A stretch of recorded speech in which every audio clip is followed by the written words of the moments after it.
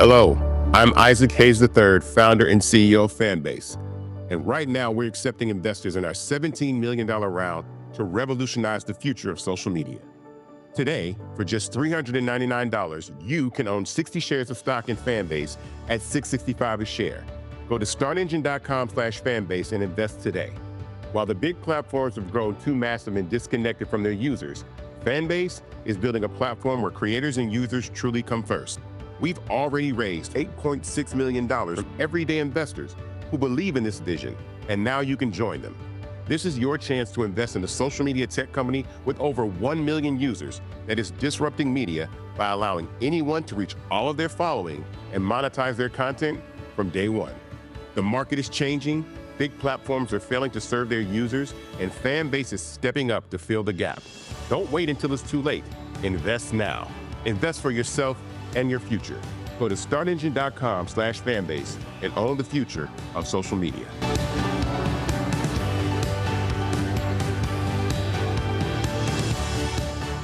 Folks, Black Star Network is here. Oh, no punches! I'm real revolutionary right now. Support this man, Black Media. He makes sure that our stories are told. Thank you for being the voice of Black America, Roland. Stay black. I love y'all. All momentum we have now, we have to keep this going. The video looks phenomenal. See, there's a difference between Black Star Network and Black-owned media and something like CNN. You can't be Black-owned media and be scared. It's time to be smart. Bring your eyeballs home. You dig?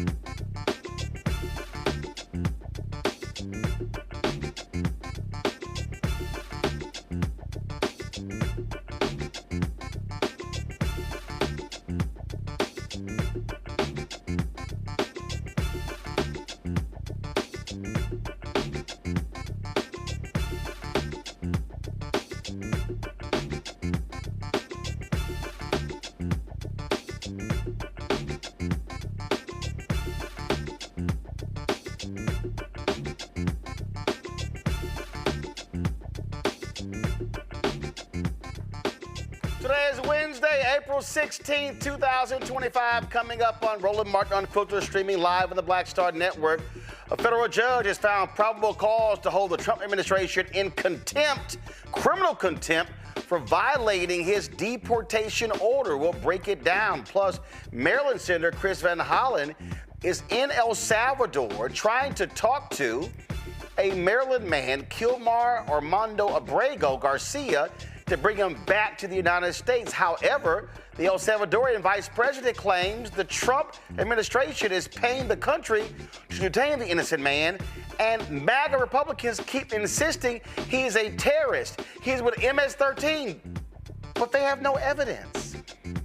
Nearly 22 years ago, Senator Bernie Sanders warned America about how Republicans will win future elections. We're going to show you what he said in 2003.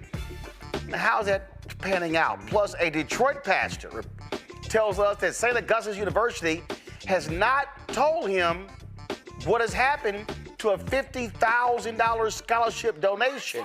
That pastor will be on today's show. Plus, Elon Musk AI plant in Memphis is reportedly using more gas turbines than permitted, leading to increased air pollution in black communities. We'll talk to Tennessee Rep. Justin Pearson about that very thing. Plus, now we already told you Health and Human Services Secretary Robert Kennedy Jr. is a dumbass, still got a worm in his head. And remember, he said he couldn't study unless he was on heroin in college. Wait until you hear what this idiot had to say about people living with autism. Plus, folk always running their mouth about what we don't do on this show and how we are race baiting, but it's amazing how easily they lie, and you got a group of folk who just believe their lie. I got a couple of words to say to a simple Simon. It's time to bring the funk on Roland Martin Unfiltered on the Black Star Network. Let's go. He's got it. Whatever the miss, he's on it. Whatever it is, he's got the scoop, the fact, the find. And when it breaks, he's right on time and it's rolling. Best believe he's knowing. Putting it down from sports to news to politics. With entertainment just for kicks, he's rolling. It's on go, roll, y'all. It's Roland Martin, rolling with Roland now. He's funky, he's fresh, he's real, the best, you know he's Roland Martin now.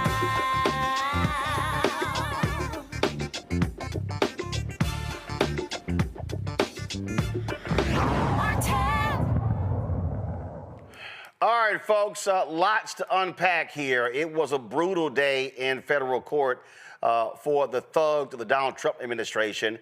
A federal judge made it perfectly clear that he found probable cause to hold Trump and his minions in criminal contempt of court for violating his orders regarding planes carrying deportees to El Salvador. U.S. District Judge James Boasberg, who was appointed by President George W. Bush, and he was appointed to the chief judge of the court he sits on by President Barack Obama. He warned that he could refer the matter for prosecution if the administration does not rectify its contempt. Well, here's the problem. It's Donald Trump's Department of Justice, so they damn sure not going to sit here and try anybody. Judge Boasberg stated that the administration could remedy the situation by returning those who were sent to the El Salvador prison back to the United States, as this action would align with his orders. If the Justice Department decides not to prosecute the issue, Boasberg indicated that he would appoint another attorney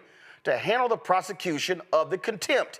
In his ruling, the judge said the Constitution does not tolerate willful disobedience of judicial orders, especially by officials of a coordinated branch who have sworn an oath to uphold it. Now, while that is happening, Democratic Maryland Senator Chris Van Hollen traveled to El Salvador to check on one of his constituents, Kilmar Armando Abrego Garcia, the man mistakenly deported there to a high-security prison for terrorists. Now, Van Hollen said he met with the El Salvadorian Vice President, who said the Trump thugs are paying them to keep the innocent man away from his family. Now, the courts of the United States have said there's no evidence to support the charge that he's part of MS-13. So I asked the vice president whether or not El Salvador has any evidence that he's part of MS-13 or has committed a crime. So I asked the vice president if Abrego Garcia has not committed a crime, and the U.S. courts have found that he was illegally taken from the United States, and the government of El Salvador has no evidence that he was part of MS-13. Why is El Salvador continuing to hold him in CCOT? And his answer was that the Trump administration is paying El Salvador, the government of El Salvador, to keep him at CCOT. And I pointed out that neither the government of El Salvador nor the Trump administration has presented evidence to support the claim that he's committed any kind of criminal acts. And so why not release Abrego Garcia today? And he said what President Bukele said the other day at the White House, which that El Salvador can't smuggle Mr. Abrego Garcia into the United States. And I said, I'm not asking him to smuggle Mr. Abrego Garcia into the United States. I'm simply asking him to open the door of CCOT and let this innocent man walk out. And I pointed out that the Attorney General of the United States, Pam Bondi, has said that the United States would send a plane to El Salvador to pick him up. And why did she do that? Because the Supreme Court of the United States, in a ruling of 9-0, has said that the Trump administration has to facilitate his return to the United States. Now, there's no evidence that the Trump administration is complying with that order.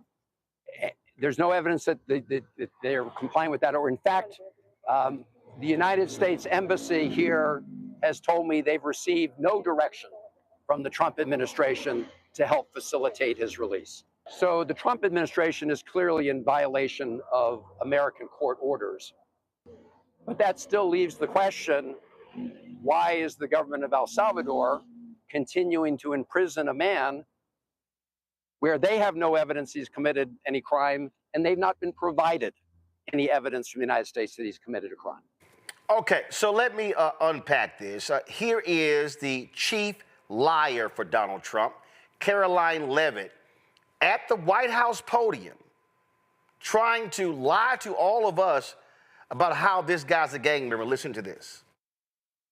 And when Kilmar Armando Garcia was originally arrested, he was wearing a sweatshirt with rolls of money covering the ears, mouth, and eyes of presidents on various currency denominations. This is a known MS-13 gang symbol of hear no evil, speak no evil, see no evil. So they're saying that he was wearing a sweatshirt. Okay. Now, listen to this. Media in this room have continually and wrongly labeled Kilmar Abrego Garcia as a Maryland father. There is no Maryland father. Let me reiterate. Kilmar Armando Garcia is an illegal alien, MS-13 gang member, and foreign terrorist. So they have constantly said this person is a gang member and a foreign terrorist. Okay. Well, Pam Bondi, the Attorney General, was asked that very question. Listen to her answer. Kilmar Armando Garcia in Maryland. He's in a prison now in El Salvador. He was sent there. You insist, the president, everybody in the administration insists that he's MS-13.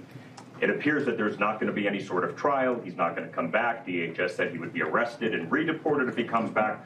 Why not show the American people the evidence that he's MS-13 so they can make an informed decision? And that goes the same with this Henry Josue Santos, who was picked up in Virginia, who is now presumably going to be deported as well. Why not show the public the evidence? Well, he is an illegal alien who has been living illegally in our country from El Salvador. ICE testified, an immigration judge ruled he was a member of MS-13. An appellate judge ruled he was a member of MS-13. Hard stop. He should not be in our country. He was deported. They needed one additional step in paperwork, but now MS-13 is characterized as they should be, as an FTO, as a foreign terrorist organization. So he is not coming back to our country. President Bukele said he was not sending him back. That's the end of the story. If he wanted to send him back, we would give him a plane ride back. There was no situation ever where he was going to stay in this country. None. He would have come back, had one extra step of paperwork, and gone back again. But he's from El Salvador, he's in El Salvador, and that's where the president plans on keeping him. The evidence, we're not going to see the evidence? We have the transcripts from the court hearings. I'll be glad to give you the court hearings from 2019, what we have, sure, with the rulings from the judges. First of all, court transcripts, that's not evidence. It's just not. And so, but just understand, these are people who are openly defying a court order. The Supreme Court, Donald Trump is a liar. Donald Trump has repeatedly said that the courts ruled in his favor. That is a lie. It's just a flat-out lie.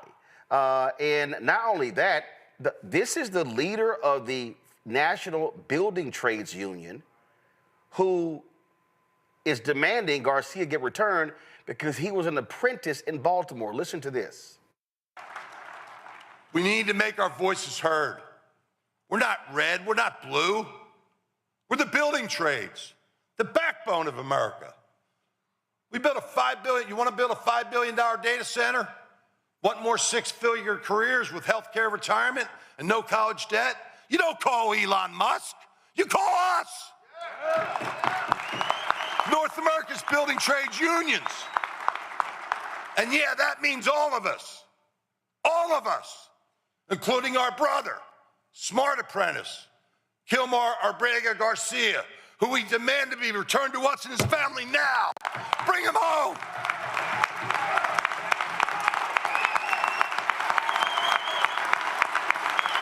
To keep in mind, a lot of those white men, they MAGA. They voted for Trump. But you see what happens when it's one of their own. So you now may be wondering, you may be saying, well, okay, I don't understand what's going on. I don't understand what they're trying to achieve.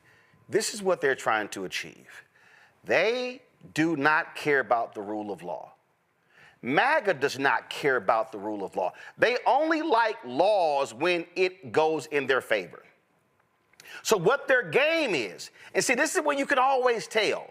When Stephen Miller and Carolyn Levitt and J.D. Vance and Fox News and conservative talk radio and conservative digital radio, when they all start saying the same thing, that means the memo went out, and this is how we are going to frame this.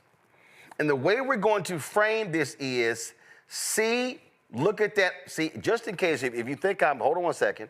If you think I'm not telling the truth, I just want y'all to understand how they try to play this game, how they want to control this narrative in terms of how they like to sit here and frame this. And so this is what their strategy is. This is J.D. Vance. The entire American media and left-wing industrial complex has decided the most important issue today is that the Trump administration deported an MS-13 gang member, in parentheses, and illegal alien. They want to say, see those Democrats? Look how hard they're fighting for an illegal alien. Why are those Democrats fighting so hard for this illegal alien? Why don't they just shut up and move on and stop fighting for this illegal alien? That's their goal, y'all. That's their goal. They want to frame this as Democrats are just, they're being wrong. How dare you fight for an illegal alien? George Cheney's founder of Joy Strategies out of D.C.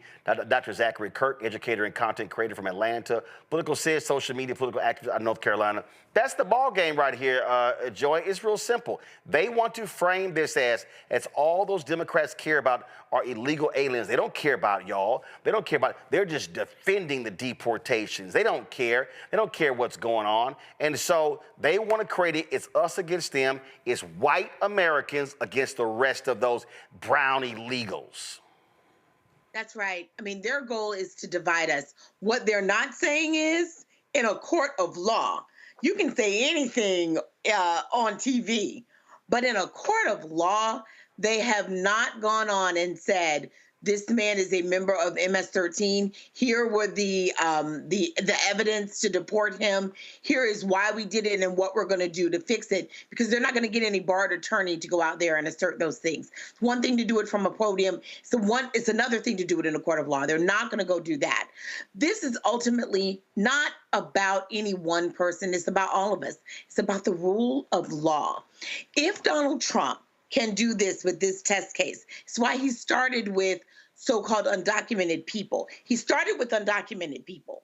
Then he moved to people who were here legally, even though they weren't citizens. That's the category that Mr. Garcia finds himself in. He has an order that says he can't be deported to El Salvador. He can be deported other places, but not to El Salvador. Now, that could be because there's some kind of special danger to him there. We don't know, right? We need more evidence. The reason to bring him back isn't so much because he's going to stay here. It's because a court said if you were not sent away legally, you did not have due process, you have to be brought back for due process. The Alien Enemies Act can work, but it must be done under the guise of due process. You must facilitate his return. And saying that if he miraculously escapes the prison, you'll let him get on a plane is not the same thing as facilitating his return. Being able to go to your embassy and ask for his return, right, and to facilitate it and say, we would like him to be returned, we made a mistake, that's what facilitating the return is. Right. So there is something going on here that is dark and ugly. So the thing here, Zachary, is simple. First of all, it's real simple what they're doing.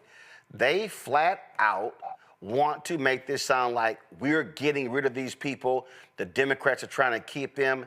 They don't care that they're breaking the law. They don't care that they're defying a federal judge's ruling. They don't care. And these federal judges are going to have to wake up, and they're going to have to start jailing people. Literally saying, okay, Stephen Miller, okay, attorney, slap their ass with the handcuffs and then put them in the jail because clearly y'all don't want to pay attention. Y'all don't want to follow the law, so you're going to cool off in the federal jail. Absolutely right. Absolutely right. This is so much bigger than what is happening with one father from Baltimore, Maryland, who is being detained and who was sent over to El Salvador to a concentration camp. My prayer is that he is still alive. My prayer is that he is still with the living, that he can be returned to the United States to go through due process. This man may be MS-13. I don't believe he is. I don't believe he is. I believe that he's a person in this country seeking asylum who has earned the right, has gone through the legal process, whose wife is an American citizen. Democrats are protecting the people in this country who are having their rights stripped away illegally by an authoritarian government, an authoritarian regime, an authoritarian administration that we put in through democratic process. And so Democrats in this country are fighting for those people, fighting for every single one of us. Donald Trump, Pam Bondi, his administration, Republicans who are elected, are using this as their test case to push against the separation of powers that exist in our government and take over power from the judiciary, to not only ignore federal courts, but to ignore the rule of the Supreme Court. Even Clarence Thomas, Justice Clarence Thomas, the most bought and sold man I have ever seen serve in American politics, sided with the majority and said this man should be brought back to the United States, and regardless of what he has done or will do, deserves due process as guaranteed under the Constitution of the United States, the 14th Amendment. And the Trump administration is still saying, we're not going to do it. We're not going to comply. We're not going to make this happen. This is a constitutional crisis that we are all living through that will bring about the downfall of American democracy if we don't find some way to stop it. They absolutely, political sis, they want to establish a standard. We do not have to follow any rulings or any laws that we don't agree with. And this is why it's important for us to research the facts, because in 2019, a federal judge did tell the courts that, hey, look, keep him here, because if he goes back to El Salvador, guess what? They will come at him. MS-13, the gang threatened his family. That's in the documents. That was proven. So if we don't do our research and we allow for this to happen, and I'm glad you brought up the Bernie Sanders situation in 2003, if they can do this to him, they can do this to all of us. I mean, he already said it, he would do it. That man is over here legally. Judges told him to stay here. They said, keep this man here in America. He is at risk for losing his life. And yes, I hope he is alive today. I hope he's alive. So if they can do this to him, they can do this to anyone. This is not a joke. And I'm telling you, do not be surprised if a Black person is next, which I fear is going to happen. See, I just need people to understand the level of idiocy we're dealing with here. And also, the goal is to terrorize people. This took place in New Bedford, Massachusetts. Federal agents caught on video smashing the car window and arresting a Guatemalan immigrant with no criminal record as he and his wife awaited their attorney to arrive at the scene. An undocumented Guatemalan man was arrested by federal agents after they smashed his car window. Cell phone video shows Juan Francisco Menendez and his wife surrounded by federal agents after being pulled over in New Bedford, Massachusetts. Francisco Menendez called his lawyer for help, and she told the couple to hand the agents her business card and tell them she was on her way. A federal agent is heard telling the couple in Spanish that they can either do it the, quote, easy way or the hard way before threatening to smash the car window. Minutes later, video shows an agent smash Francisco Menendez's car window with a hammer.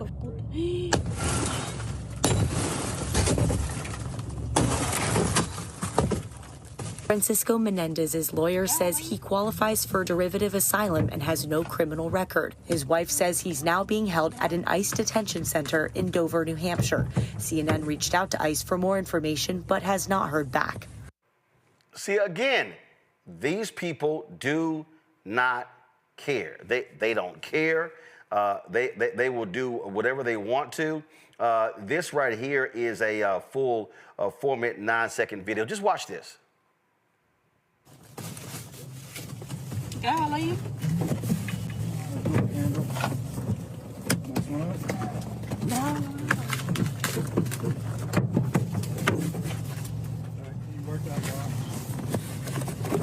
I can't reach it. It's up by her. Here you go. No esperaron a que la abogada se presentara, que llegara acá con nosotros y rompieron el vidrio. Y eso no, nosotros también tenemos derecho de estar acá, y entonces lo que hicieron fue injustamente y se llevaron a mi esposo sin que la abogada. See, Zachary, these are the same people. They arrested another dude who was literally on his way to a hearing. He was walking into a hearing. They're like, nah, we snatching you back. People need to understand why there's a thug behavior. This is a game show to them. This is a television show. They want to say, see, we're being tough. We're snatching them, and people cheering, get him, get him. This is a television show for Donald Trump and MAGA. People are going to lose their lives, and people are losing their lives behind what is being done right now. And every single Black person, because this is about the voice of Black America, and that's what you do. And the majority of your audience, they're watching this, they are Black. They are members of the Black community, just like me and you.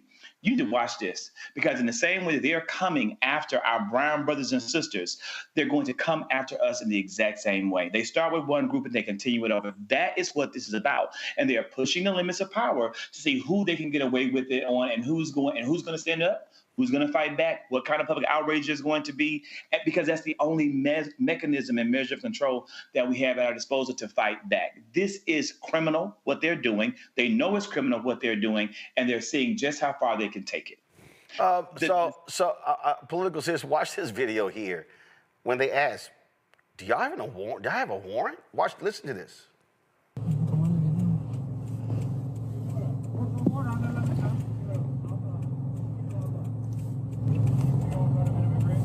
Tiene una orden. Usted tiene una orden de detención.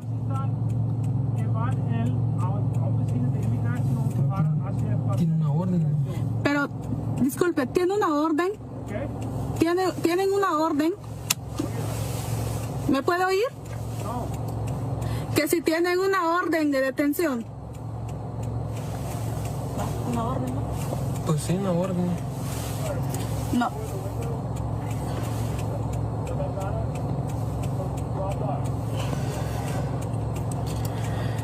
Puedo abrir las puertas, ¿entiendes? Sí.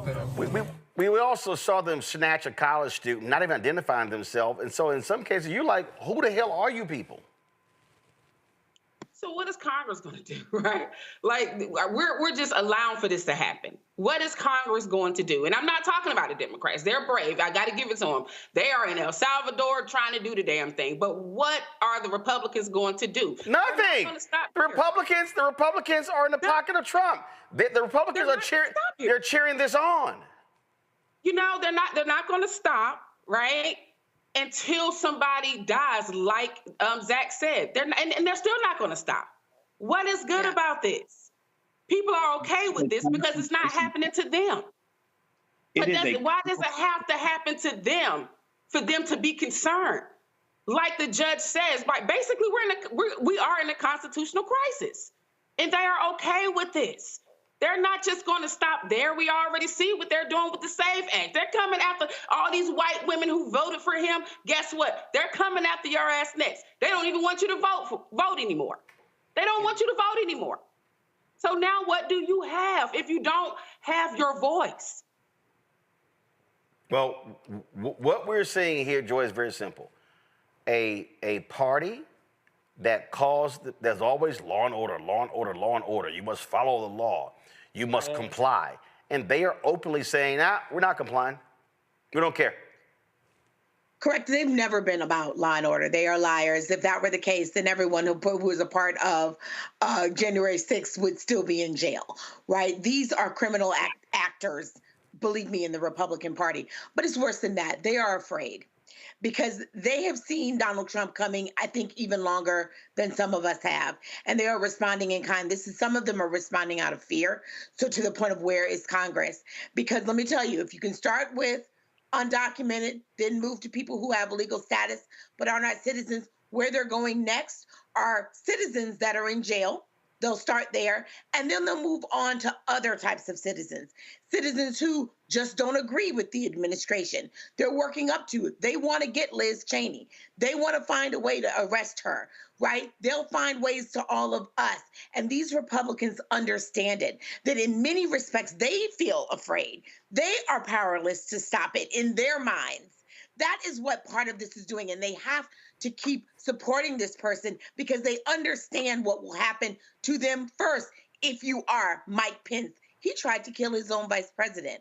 We're not being alarmist here. We're telling you what happened so that we can get in the way of it. That's where this is going. So they absolutely will have to do something about it. Right now, we've got to be evaluating what are the avenues to Congress and the courts to block an authoritarian government. Well, first of all, the avenues are real clear. Bottom line is it has to be the courts. But again, if they choose to say prosecute under criminal contempt, the DOJ is going to do whatever they want to. Pam Bondi is nothing more than a lackey for Donald Trump. There's no independence there. And so these people people want to continue their thuggish behavior. We're going to go to a break. We come back. Speaking of this thuggish behavior, now Donald Trump wants the IRS to pull the tax-exempt status of Harvard because Harvard refuses to bow down and kiss his ass. We'll discuss that next, right here. Roland Martin Unfiltered on the Black Star Network.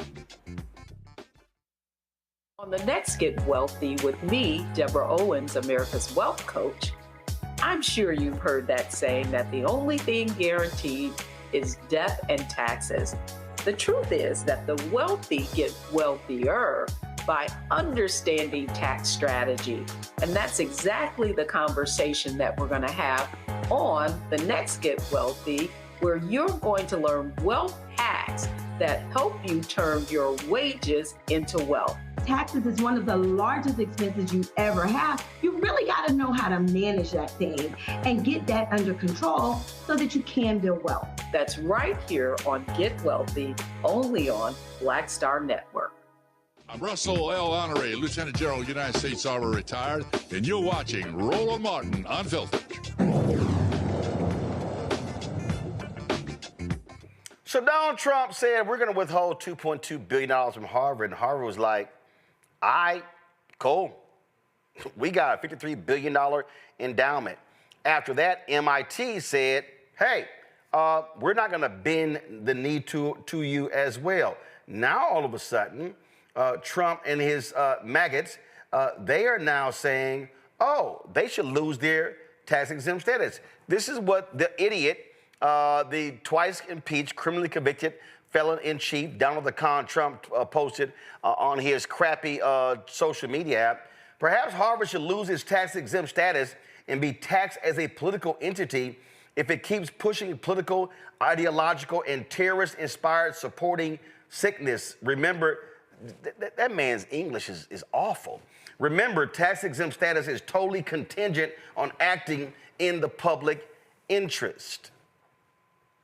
Okay?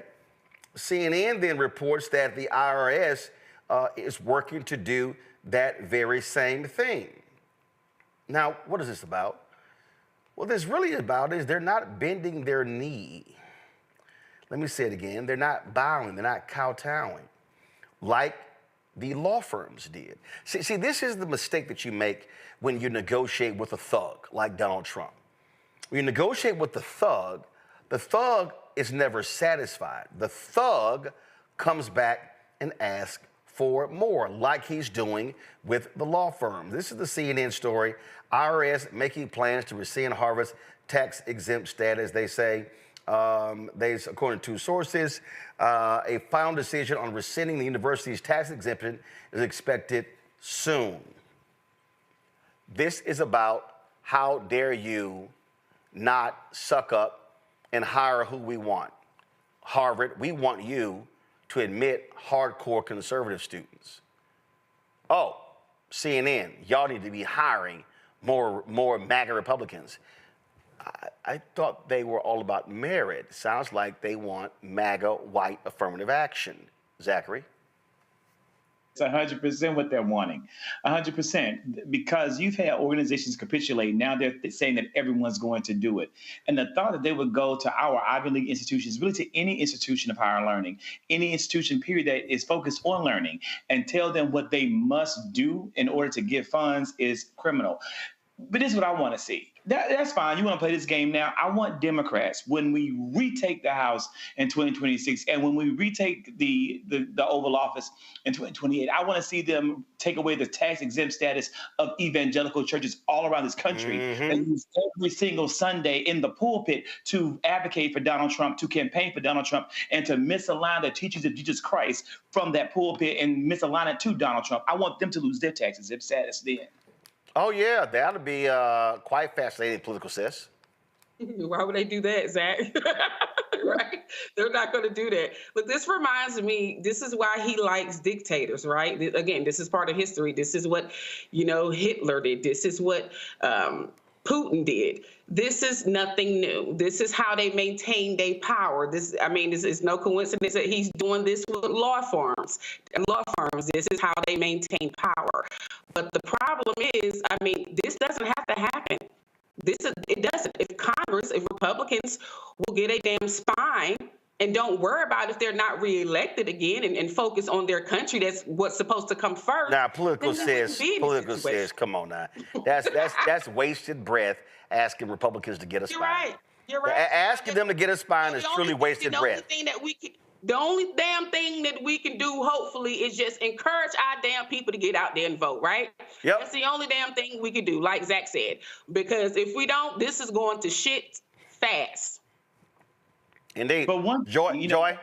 And a small aside the lever of power does resist with Republicans, but it's not elected Republicans. It's the Republican constituents in those districts. Right. And we're seeing those Republicans stand up in Iowa. We're seeing them stand up in Indiana. We're seeing them go and confront these people in town halls. We even saw them confront Marjorie Taylor Greene in a district that wasn't even her district, because her district has way too many unhappy Republicans and too many Democrats in it in their redistricting process. So she went to another congressional district to have her town hall, and she still got her ass handed to her. We've got to have Republicans, Republican voters, realize that they fucked up, realize that they're in pain, and they're going to have to put their pride aside, own up to the fact that they made some bad decisions, and push these people to do the right thing. That they're the ones who have the power.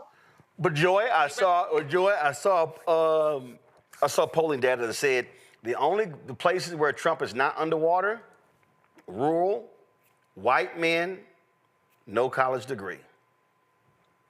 That's right. I mean, look, those are his constituents. And frankly, with rural America, with these attacks on Medicaid, he's about to lose them because they're about to lose their hospitals. So good luck with that. With the ending of the Affordable Connectivity Program, they're about to lose their ability to have affordable broadband. So, we'll see how they are with rural Americans and what that continues. Look, the fact of the matter is Republicans can sue. That is one of the things, not just Republicans, Congress can sue. Now, we have some Democratic members who are beginning to file lawsuits to defend the right of their branch, right?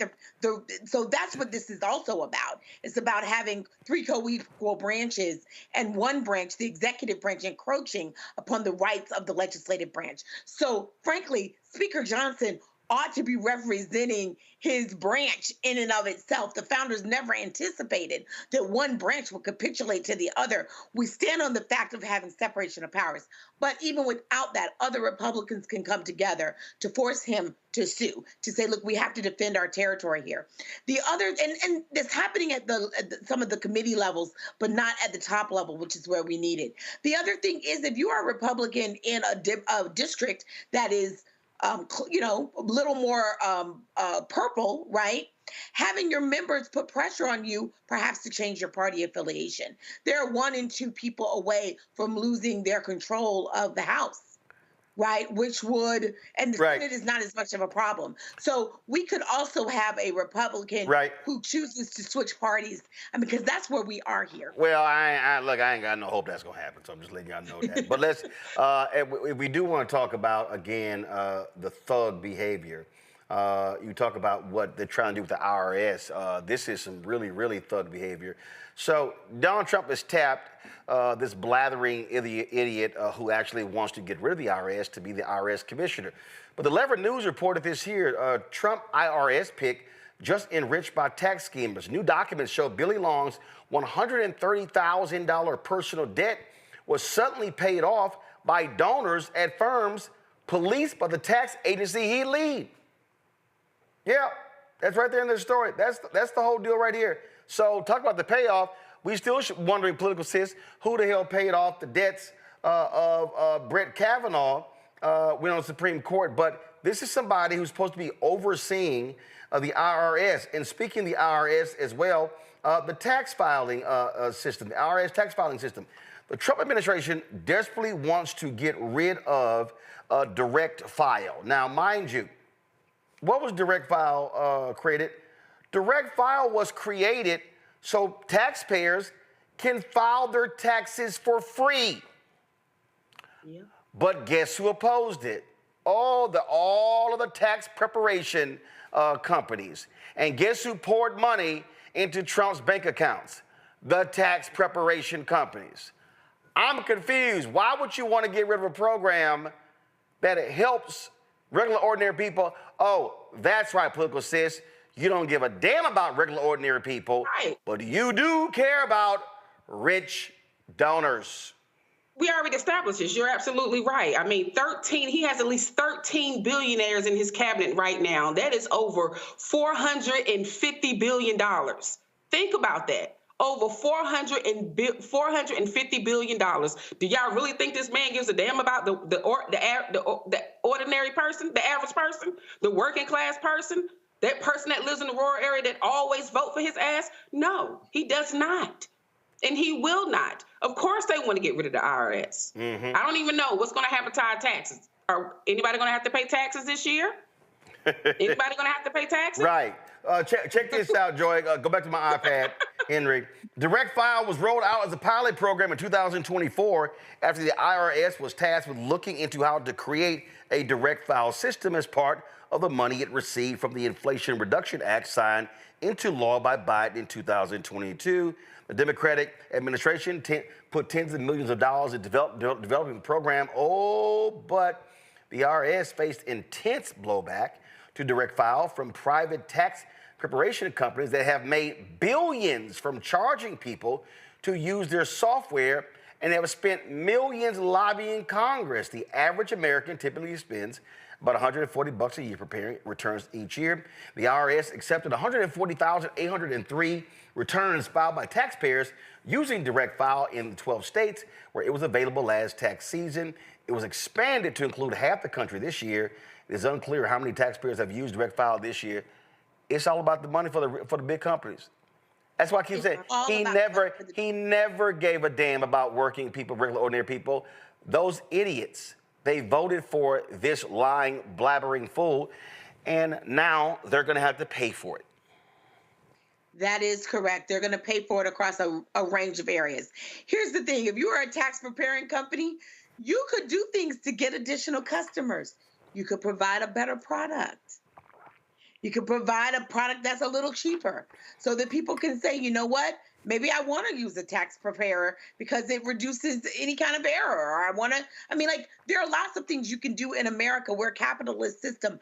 Make a better product. The consumer's never wrong. They've chosen a different avenue, one that is free for them, one that results in properly filed taxes, because we work to make the tax system more fair and a little more democratic and a little easier for people who have simple tax returns. That's as we should be doing. We're paying taxes and it shouldn't be difficult to us. That is ridiculous. If you are a tax preparer, you should be working to make a better product, not fighting people having a better way to file their taxes. It's obscene. And Donald Trump is aligned with these people, dictators and people that would thwart your consumer rights. Well, bottom line is it's all about the billionaires, pure and simple. Quick break, we come back. We all knew Robert F. Kennedy Jr. was stupid, but wait until I play y'all what this fool said about people with autism. That man, I think he's still on heroin. Folks, we'll be right back.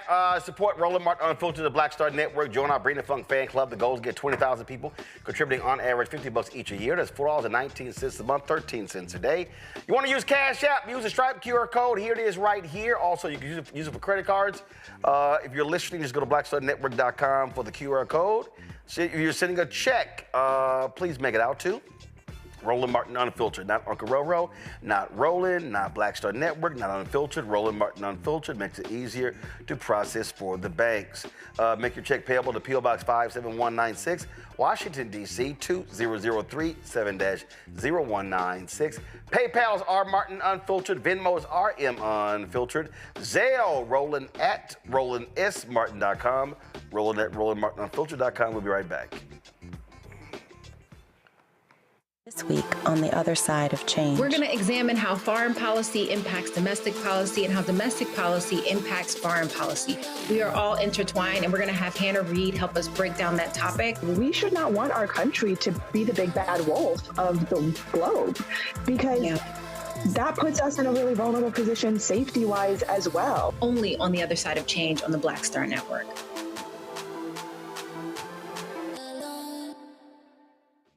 this is Judge Mathis. Hi, I'm Teresa Griffin. Hi, my name is Latoya Luckett, and you're watching Roland Martin Unfiltered.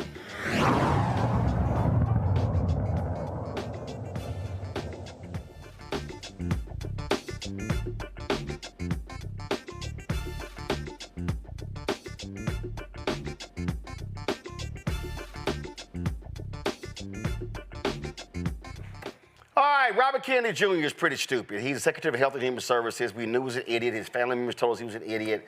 I mean, they said, do not confirm this dumbass. Listen to what this fool said today about people with autism. Sir, this is an individual tragedy as well. Autism destroys families. More importantly, it destroys our greatest resource, which are our children. These are children who should not be suffering like this. These are kids who, many of them were fully functional and regressed because of some environmental exposure into autism when they're 2 years old.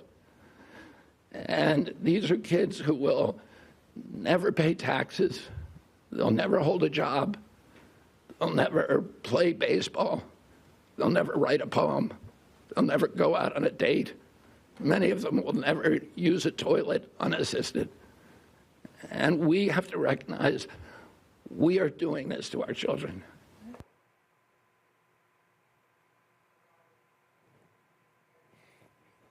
Roll that back. Sir, this is an individual tragedy as well. Autism destroys families. More importantly, it destroys our greatest resource, which are our children. These are children who should not be suffering like this. These are kids who, many of them were fully functional and regressed because of some environmental exposure into autism when they're 2 years old. And these are kids who will never pay taxes. They'll never hold a job. They'll never play baseball. They'll never write a poem. They'll never go out on a date. Many of them will never use a toilet unassisted. And we have to recognize we are doing this to our children. They're not going to date. They're not going to be able to use the bathroom. They're not going to hold jobs or pay taxes. Holly Robinson Pete, the actress, her son has autism. She was livid.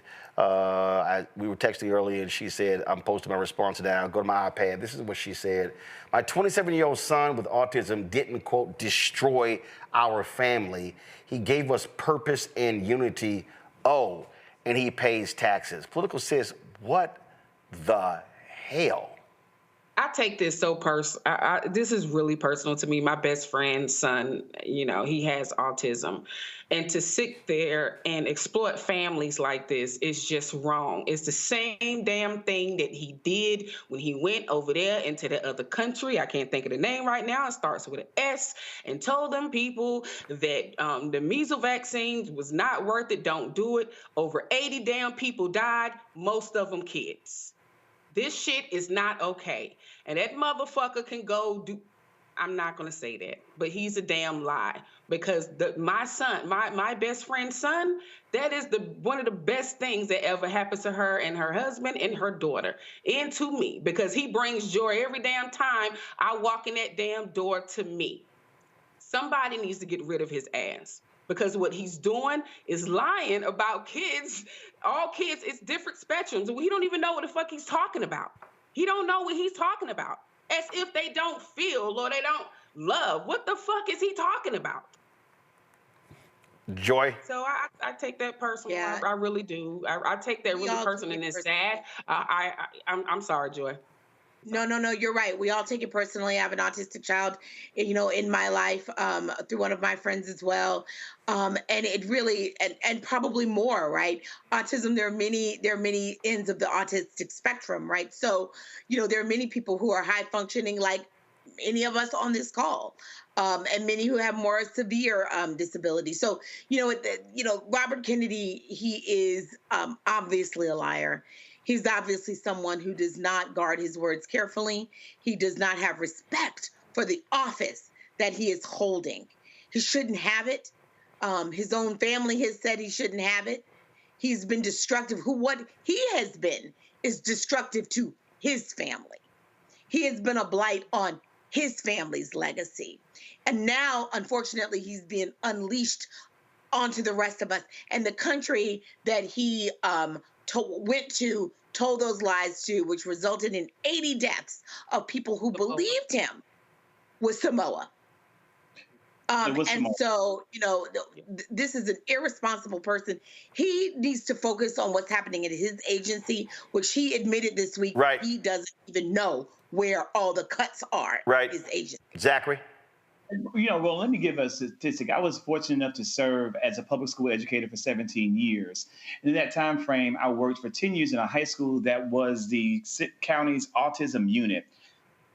79% of children who are living, learning, and thriving with autism are able to use the restroom on their own with zero assistance by the time they are 5 years old. That's a fact right there. And the fact that this man is sitting in his seat and doesn't know that and would get on a national stage and tell the whole world something that's completely untrue and opposite, it should be extremely alarming to everyone. It's offensive, it's wrong, and it's bad science. Just like all the science this man has brought to the American people, and that he's doing time and time and time again. They will. And I just sit here, and again, I'm telling you, these people, they are insane. I don't there's no other word you can describe. They are pure insane. And as Adam Sir wrote in The Atlantic last time, he said, cruelty is the point. That is the point. That is what they are all about. That is what they are fixated on. It is about cruelty. It is how they treat people, how they just destroy people. That's who they are. Robert F. Kennedy Jr. is an absolute idiot, and that worm has to be expanding in his damn brain. All right, y'all, gonna go to a break. We come back.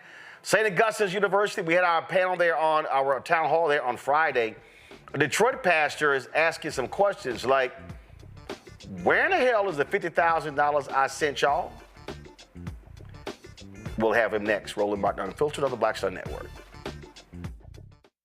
This week on A Balanced Life with Dr. Jackie here on Black Star Network, we are talking about all things, you got it, stress related. Yes, the big S, whether it's spiritual, physical, emotional, or sometimes it could be just in your head. Stress has a way of manifesting itself in our lives in such a way that it disrupts who we are and who we're in the process of becoming. Stress is just as bad as a lot of the physical ailments that we think of. That's all next on A Balanced Life on the Black Star Network.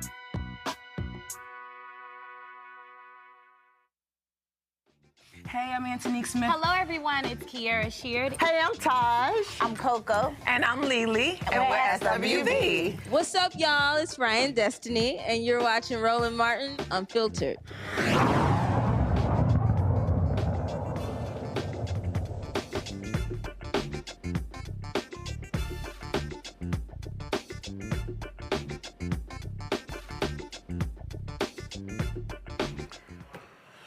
All right, folks, as you know, we were in Raleigh, North Carolina on Friday for our town hall at St. Augustine's University. We learned a whole lot of stuff. We've received numerous calls and emails about other issues related to the school's finances. Well, I got a text message from a pastor in Detroit who hit me and said he donated $50,000 to a scholarship fund, but can't get any answers about it. Reverend Horace Sheffield III, the CEO of the Detroit Association of Black Organizations, Inc., joins us right now. Pastor, good to see you. Hey, man, I'm glad to be on air with the independent voice in the wilderness. You know, we need people like you. You don't throw a rock, man. You kind of shoot a missile. My man, comedian Chris Paul, he always calls me a Twitter sniper. And I said, look, I will swing on you and take you out. So I ain't got no problem. Doing that. So that's how we roll. Let me Let's sit here and let's talk about a couple of things. Let's talk about a couple of things, folks. And first, so when we send an email, you're gonna love this. We sent an email to St. Augustine's saying we were discussing this. They sent us an email at 5:59 p.m. right before we went live. This is the statement that they sent us. St. Augustine's University would like to express our sincere gratitude to Reverend Horace Sheffield III for his past generosity in support of our institution. We are aware of recent concerns shared regarding a claim of $50,000 in donations made to the university. Our records indicate that a total of $30,000 in cash contributions was received. $25,000 designated for student scholarships and $5,000 designated as a sponsorship for the university's jazz brunch. Due to administrative transitions and changes in staffing over the past 3 years, our current financial aid and advancement team are actively reviewing the application of these funds during that period. While we have not previously received an inquiry from Reverend Sheffield regarding this matter, we're more than willing to provide a comprehensive report once our internal review is complete. Despite significant challenges, St. Augustine's University is working diligently to address the gaps of previous administrations and strengthen our stewardship of donor intent, transparency, and institutional accountability. These internal efforts are critical to our commitment to repairing and rebuilding the trust of our alumni, donors, and the broader community. As stated in previous communications, our current leadership team focuses on 3 urgent priorities: maintaining accreditation through the SACS COC arbitration process, securing vital funding to ensure long-term financial sustainability, and supporting our students, especially graduating seniors, through the remainder of the semester. For these reasons, the university's president and board of trustees are not currently participating in media engagements. We thank Reverend Sheffield for his support and appreciate the continued belief in the mission and future of St. Augustine's University, of our alumni and donors. Well, I don't know where to begin. Let me first of all say that I didn't know how much had been given. I did make a commitment of $50,000. I'm not a millionaire, so that's significant money to me. And I was trying to find out. Dr. McPhail was there. They were extremely attentive. They visited Detroit. I opened my building up, the same one you spoke in. You'll see St. Augustine's logo on the outside of that building, registering students and trying to help with whatever I could. But what concerns me with the email you got, reviewing the application of these funds, I've been asking for 3 years, where's the money at? And I've had many conversations. They actually referred me to someone who, I guess, manages the funds, and I was told by the university and them that all of their money had been frozen, and even donor money was tied up and nothing could happen with it. So when they say we have not had any inquiry for Reverend Sheffield, that's a lie. That's not true. I've talked to administrators. I've talked to one of them referred me to where the money is supposedly being managed. But what I got from all of them was because of the financial situation at the school, that all their funds had been frozen. Well, how can designated money be frozen? And even the response, I mean, I went to law school for 2 years, reviewing the application of these funds. So they almost admitting that they spent them. And that's the only reason they don't have the other 25, because I couldn't get any real answer about this. Now, I donated this money in honor of my sister, Dr. LaVon Sheffield, superintendent of schools all over the country, worked with Bill and Melinda Gates, just a brilliant scholar. And, so I'm still concerned. And not only that, by the way, Roland, I've also have a few students there that I've personally paid tuition for and assisted financially as well. See, what jumps out here, this is the way it's supposed to be. When somebody gives, there's supposed to be a designated account where that money is housed. It's not supposed to be used for general purposes. It's not supposed to be tapped into. No matter who comes in and leaves as president, your financial situation is supposed to be solid, where you know exactly where the money is. And so, perfect example, I gave $25,000 to the Houston Independent School District for scholarships at my high school, Jack Yates High School. One is supposed to be 2 per year, one for general population students and one for our School of Communications. And so for me, I'm able to sit here and go, I know how many years we've given that, so I know how much is left in that particular scholarship fund. Right. I can pick the phone up or send an email, and like, matter of fact, I'm going to do that because I always go down to Houston when we hand out the scholarship. So my deal, they're going to be getting an email from me tonight or tomorrow saying, hey, I need the date when we are giving out the scholarship. This is not that complicated. No. And, you know, here's the issue for me and reason I wanted to do this interview. I mean, I have some basic issues with self-governing boards. I mean. Oh, absolutely. I mean, I don't know how anyone could survive in an institution like that if the board alone has no one above them or below them that can make them do any kind of thing. So, you know, I'm not trying to blow smoke out my nose. Like you, Roland, I work hard for my money. You know, I want my money to work the way I want it to work. And I'm telling you, I've had at least 3 people I spoke with at this university. In fact, I was signed up to teach New Testament and religious studies. You know, I've got several degrees, enrolled students, and then this Dr. McPhail was let go. And I will also tell you, I know for a fact that someone else was let go there because they went into endowment money, donor money, and transferred it with a phone call, right? To wherever the money was and had it transferred to the university. So, I mean, that's why I put a halt on the other 25,000. And I just wanted to know where my money was.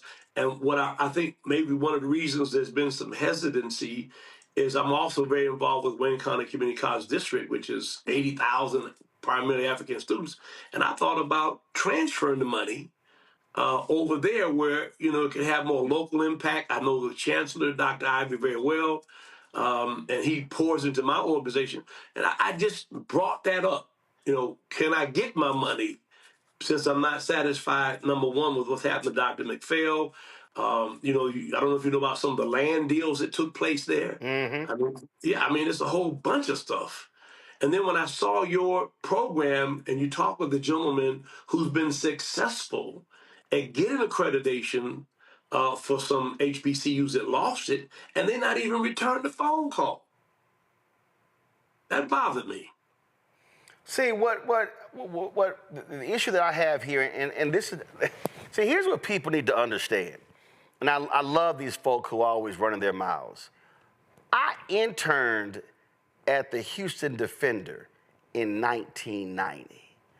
One of the first stories I wrote that summer was when the board got rid of Texas Southern University's president, James Douglas, did an audit, and they discovered lax financial standards and how scholarship money was being used and diverted to other programs.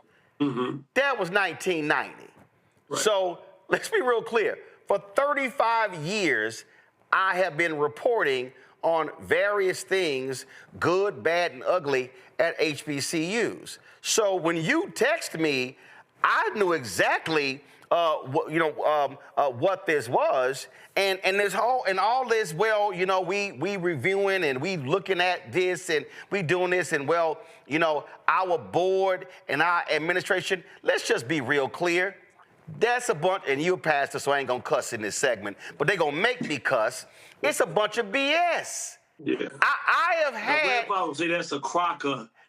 Right. You know, I mean, again, first of all, ass is in the Bible, so I can use that word. Bishop William Barber gave me that permission. But here's the thing that's crazy to me. I've had numerous HBCU presidents on this show. I've had presidents, I can't remember, Carol, remind me what the school was. We had one HBCU that was going through accreditation problems, had financial problems. They came on the show. These people are hiding from the public. You can't, if you got all those, but first of all, y'all, give me the board members. If you got a president, now if the communication person got time to send us emails, he got time to come on the show. That's 6 board members right here. Go ahead. 7, 8, 9, 10, 11, 12, 13. Is that it? That's 13 board members. You got a president, you got other people. So All y'all busy? Y'all can't talk to the public, but you want the public to support you financially. Right. Yeah, I think that the notion, and I heard you mention this during that broadcast of the self-appointing board. They get public monies. They get scholarship monies from the National Negro College Fund. All of that seems to me it lends itself to some kind of public scrutiny. They make decisions among themselves that affect that institution in a great way. I say to you right now, I'm more concerned than I was before when I got the letter said reviewing the application of these funds. We already know how the funds are supposed to be applied. Now, the $5,000, they won a basketball tournament, and they were having a brunch wherever this was being held, and they didn't have enough sponsorship money, so I wrote an additional $5,000 for that. That's not a part of the 50. I froze my giving when I couldn't get answers. I knew people who worked there, by the way. I called the president's office, who actually told me where most of the monies were, and I made some inquiries there as well. And I just, was told basically that all school money has been frozen. And I don't know how you freeze my money when it was given with the intent to help students who had a tough time graduating. I mean, you and I both know the value of a real education and the difference that it makes. My great-grandmother lived to be 112. She had a third-grade education. She said, that she would walk miles for a fourth grade education, and she wanted to make certain that other folks didn't have to go where she went through. So that kind of governs what I do, Well, listen, it's legitimate. If anybody gives money for a scholarship fund, first of all, you want to know where the money is. And the second thing is you want to know who's getting the scholarships. Yeah. How are you awarding it? What's the process? Yeah. What's the standard here? Those are just some basic questions.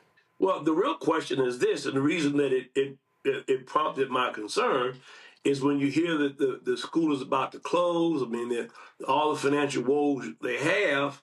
The first question I have is, where's my money in that, Because you may decide to say, hey, let me take my balance and take it to another HBCU. Right.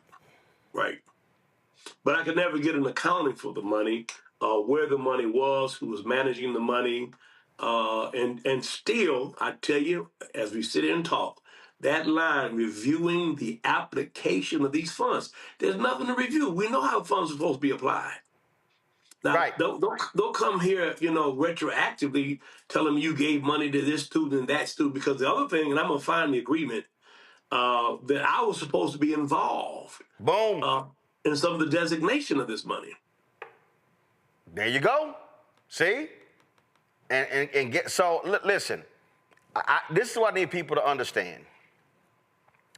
This is not about an axe to grind. This is not about, well, why you picking on St. Augustine? Folk always say that. Listen, I heard the same nonsense from the dude down there, Bethune-Cookman, when Fisk got rid of their president, and I called them out. The board chair had an attitude about that as well. I can go down the line. But then I can show you all these other folk who said, man, thank you. There's a show out here that's giving some limelight to the good things and the great things happening at our HBCUs. And again, if you want us to cover the good stuff, but the bad stuff happens, that stuff gonna get covered too. And folk, I had people at FAMU who were cussing my name when we talked about what went on down there with the band and the food and all kind of stuff like that. But then I had people walking up to me praising and thanking me, parents and alumni saying, man, I'm sure glad somebody hit them with that light. And so there's a reason that Ida B. Wells' portrait is sitting in our studio where her quote, you shine the light upon them in darkness. There's a reason we have that. And HBCU folk, this is real simple. If you want people to stand with you and support you, then you got to give real answers. And St. Augustine's, as you laid out, they have not done that with a lot of different people, and that's why they're in the trouble they're in now. And we ought to go back to the days, again, my great-grandmother had been a slave, died in 1962, 112. And when I came up, Roland, we were told we had to do twice as well. We always had to do better. And it's a reasonable expectation for us to make these universities more accountable. Especially in the era in which we live. And so there has to be accountability. I mean, there are all kind of real estate deals that went on there, leases and all that. I mean, I was privy to that, but I was also very comfortable with the leadership and the way that, they worked with me about how they were overcoming these things. So I'm not trying to, put a lid on them. I'm trying to put a light on them. Yep, absolutely. Reverend Sheffield, whatever you hear, let us know. And well, I'm a fan of yours. You know that. Oh, I appreciate it. I appreciate it. And we got to have you back. People still talk about your visit over there. Well, I had a great time when I was in Detroit. Would love to come back. But if I come back, Doc, it's got to be warmer. Yeah, well, it's warm now. Praise the Lord. Because, Lord, it was, because the snow came down that night. Ooh, it was cold. Listen, when I was in Chicago 6 years, I vowed, man, don't go to the Midwest 7 months out of the year, but I still had a great time there. Well, see, I was told that not only were you a rainmaker, you were a snow chaser. So I don't know what happened with snow. No, I can't play golf when it's snowing. So I don't know who said that. You see, I got my Houston Rockets shirt on. I believe in heat. There you go, brother. I appreciate it. Keep us abreast. Thanks a lot. Anytime. All right. So, St. Augustine's, get that man some doggone answers.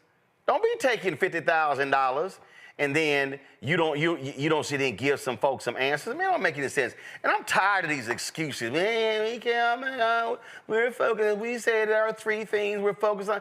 Man, please. You know what? I'm gonna go ahead and say this here. Okay, St. Augustine's, answer this for me.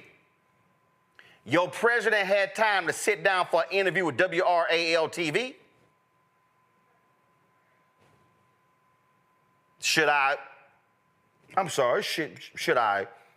pull it up?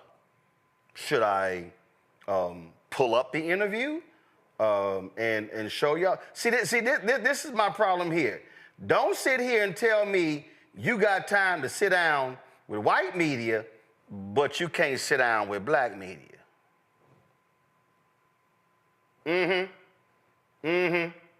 See, all that coverage there. Don't sit here and talk about how, you've got, you trying to sit here and raise money and all this sort of stuff, but you ain't got time to sit down with black-owned media.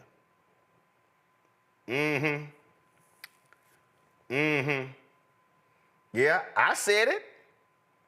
See, it's amazing how folk want to run from accountability and you don't want to come talk to black-owned media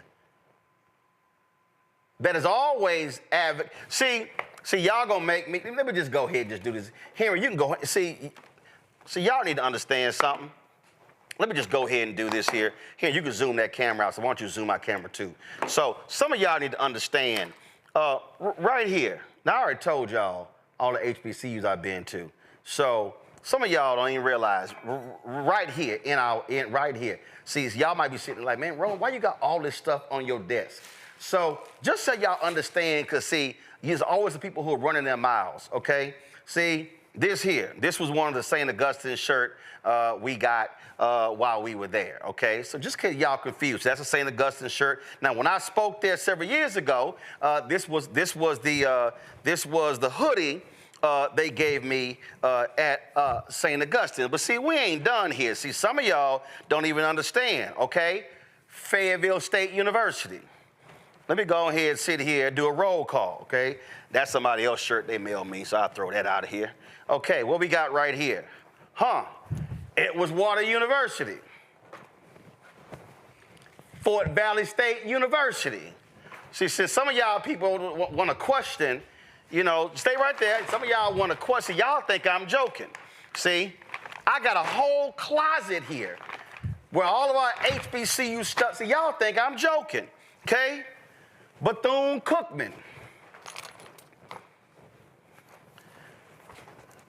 Jackson State. Langston University. Florida Memorial. Oh, we ain't done. What we got here? Winston-Salem State. Morehouse. What we got in here? Uh-oh. Dillard University. Grambling State. See, this is all swag. I wear a lot of this on the show. I only wear swag on HBCUs I've been to. There are 107. I've been to 60 of them. Dillard. Tennessee State.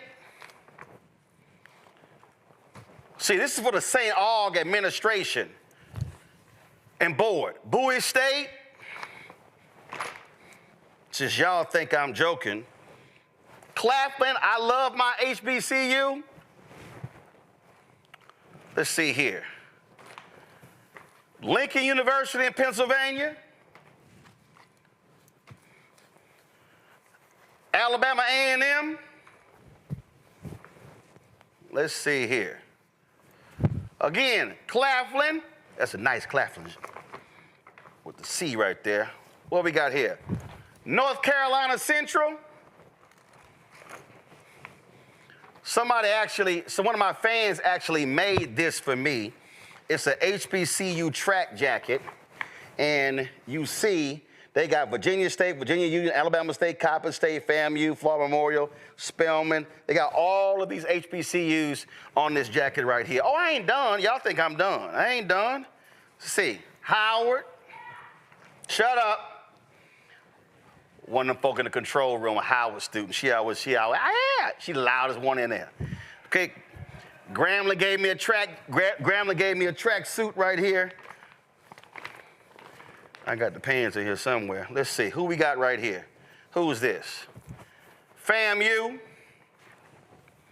Who we got right here? Oh, Virginia State gave me this sweater jacket. Appreciate that. I did their commencement. Let's see, who we got here? Virginia Union. Another Grambling shirt. Whose rugby shirt is this? Lane College. North Carolina A&T. Who we got here? North Carolina A&T. University District of Columbia Law School. Grambling polo shirt. Who we got here? Another Claflin. Let's see here. Another Grambling, but I ain't done. See, I need the St. Aug board and its president to understand that we ain't playing games over here, that we ain't joking around when we talk about how we support HBCUs. But what we don't support is when folk don't want to sit here and give us proper answers to what's going on, and when other people are also asking lots of questions. Let me see. Morehouse. Oh yeah, this wasn't planned, but I'm gonna do it. Bethune-Cookman. That's somebody else. Fort Valley State. See, folks send me hoodies and t-shirts I can wear in the winter and the summer. Who we got here? Alabama State.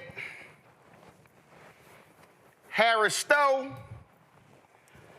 Calm down, Southern. Here y'all go. Southern Jaguars. Let's see. Who is this? Fort Valley State. See, I got some other people. Oh, we did the show at Edward Waters University. Look, all this about to fall. At the Edward Waters University, and so they gave me all sorts of swag. So I got Edward Waters University, another Edward Waters, another Edward Waters, Norfolk State, and then the St. Aug shirt that we got. We were there Friday. I know I got a Clark Atlanta sweater. I don't know where it is. And I might have some other swag in there. But that's what we got. So I need Well, Hampton ain't give me no Hampton gear. I spoke at Hampton 2 or 3 times. See, I told y'all, I've been at HBCUs. If they ain't give me no swag, I ain't got no swag. So Hampton, y'all might want to correct that. University of Virginia, Lynchburg, y'all need to send me something too. But let's see here. I know they got some Texas Southern around here. Texas Southern, y'all ain't sent me nothing. I'm from Houston. Y'all should be ashamed of y'allselves. Prairie View, you too. Y'all want me to wear the stuff on the show? That's what we gonna do.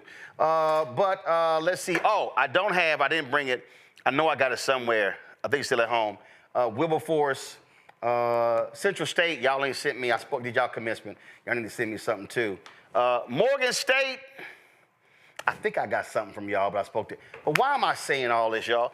Can't nobody ever say that this show does not support HBCUs. Can't nobody ever say that we don't elevate HBCUs. We have HBCU professors on here, law school professors on here, people in all kind of different areas. And so we do this here. Somebody said Barber Scotia. I ain't never been to Barber Scotia. Alcorn State. Alcorn State, y'all ain't send me no gear. I've been to y'all campus, but y'all didn't send me any gear. All y'all in here, all y'all in YouTube talking about where your school. If some of y'all don't see your school, I showed Jackson State sweatshirt. Savannah State, I don't think Savannah State, y'all ain't sent no swag, okay? Let's see here. But the rest of y'all. But I'm saying this because I'm tired of these people like the St. Aug's board of trustees and their president, administration, who are running scared. If you doing what's right, then you ain't scared to answer any questions. If you doing what's right. I'll be right back.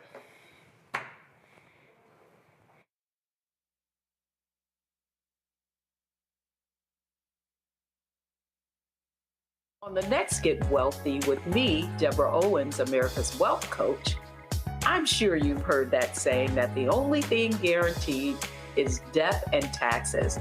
The truth is that the wealthy get wealthier by understanding tax strategy.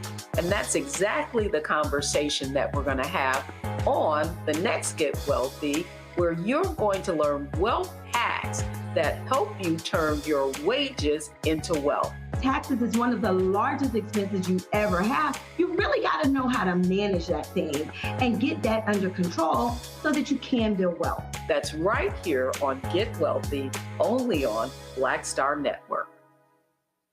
Now that Roland Martin is willing to give me the blueprint, hey, Cyrus, I need to go to Tyler Perry and get another blueprint because I need some green money. The only way I can do what I'm doing, I need to make some money. So you'll see me working with Roland. Matter of fact, it's the Roland Martin and Cheryl Underwood show. Well, should it be the Cheryl Underwood show and the Roland Martin show? Well, whatever show it's going to be good.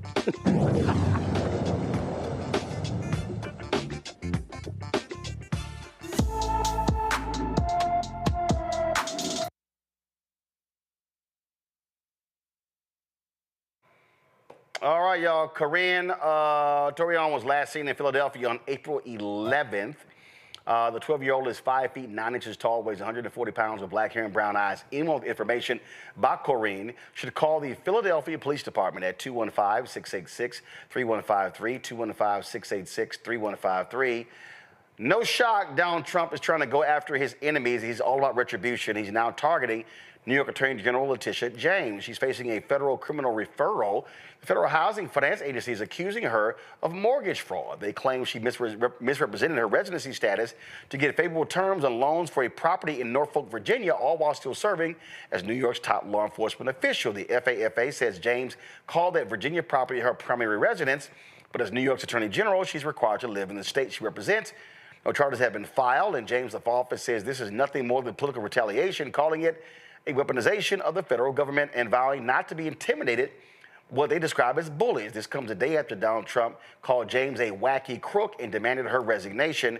She was the one who successfully prosecuted Donald Trump and his company for inflating property values to get better deals from banks and insurers. That trial ended with a massive penalty and helped shape public perception around financial accountability, especially for the powerful. Jane's spokesperson says she's focused on protecting New Yorkers and will not be distracted by political games from the twice impeached, criminally convicted con man Donald Trump. Folks, in Memphis, residents there are complaining bitterly about Elon Musk and what is going on with his particular firm. We're gonna, in a moment, we're gonna be talking with Representative Justin Pearson about that. This whole AI, first of all, this was happening in Southwest Memphis, okay? This black community, they're on the front lines of a growing environmental fight, and his AI company, XAI, they are the ones who, of course, he built to take on OpenAI and ChatGPT. People in Memphis are seriously worried about air quality, asthma, and survival. And so we've seen these environmental issues all around. And what Elon Musk has been doing with Donald Trump's approval, what they've been doing is targeting their critics. You see how he's been going after every federal agency where there has been an investigation of him. So we're going to talk to Representative Pearson in just a second. But here's the thing that I'm laughing about, okay, about these fools. And I saw this tweet from country singer John Rich, and he's an absolute MAGA suck-up. I mean, an absolute MAGA suck-up. And he posted on his Twitter feed about paying taxes. And let me just show y'all what this fool had to say. He tweets, "It's always been stomach churning, but after learning all that Doge has found, paying my, give me 1 second.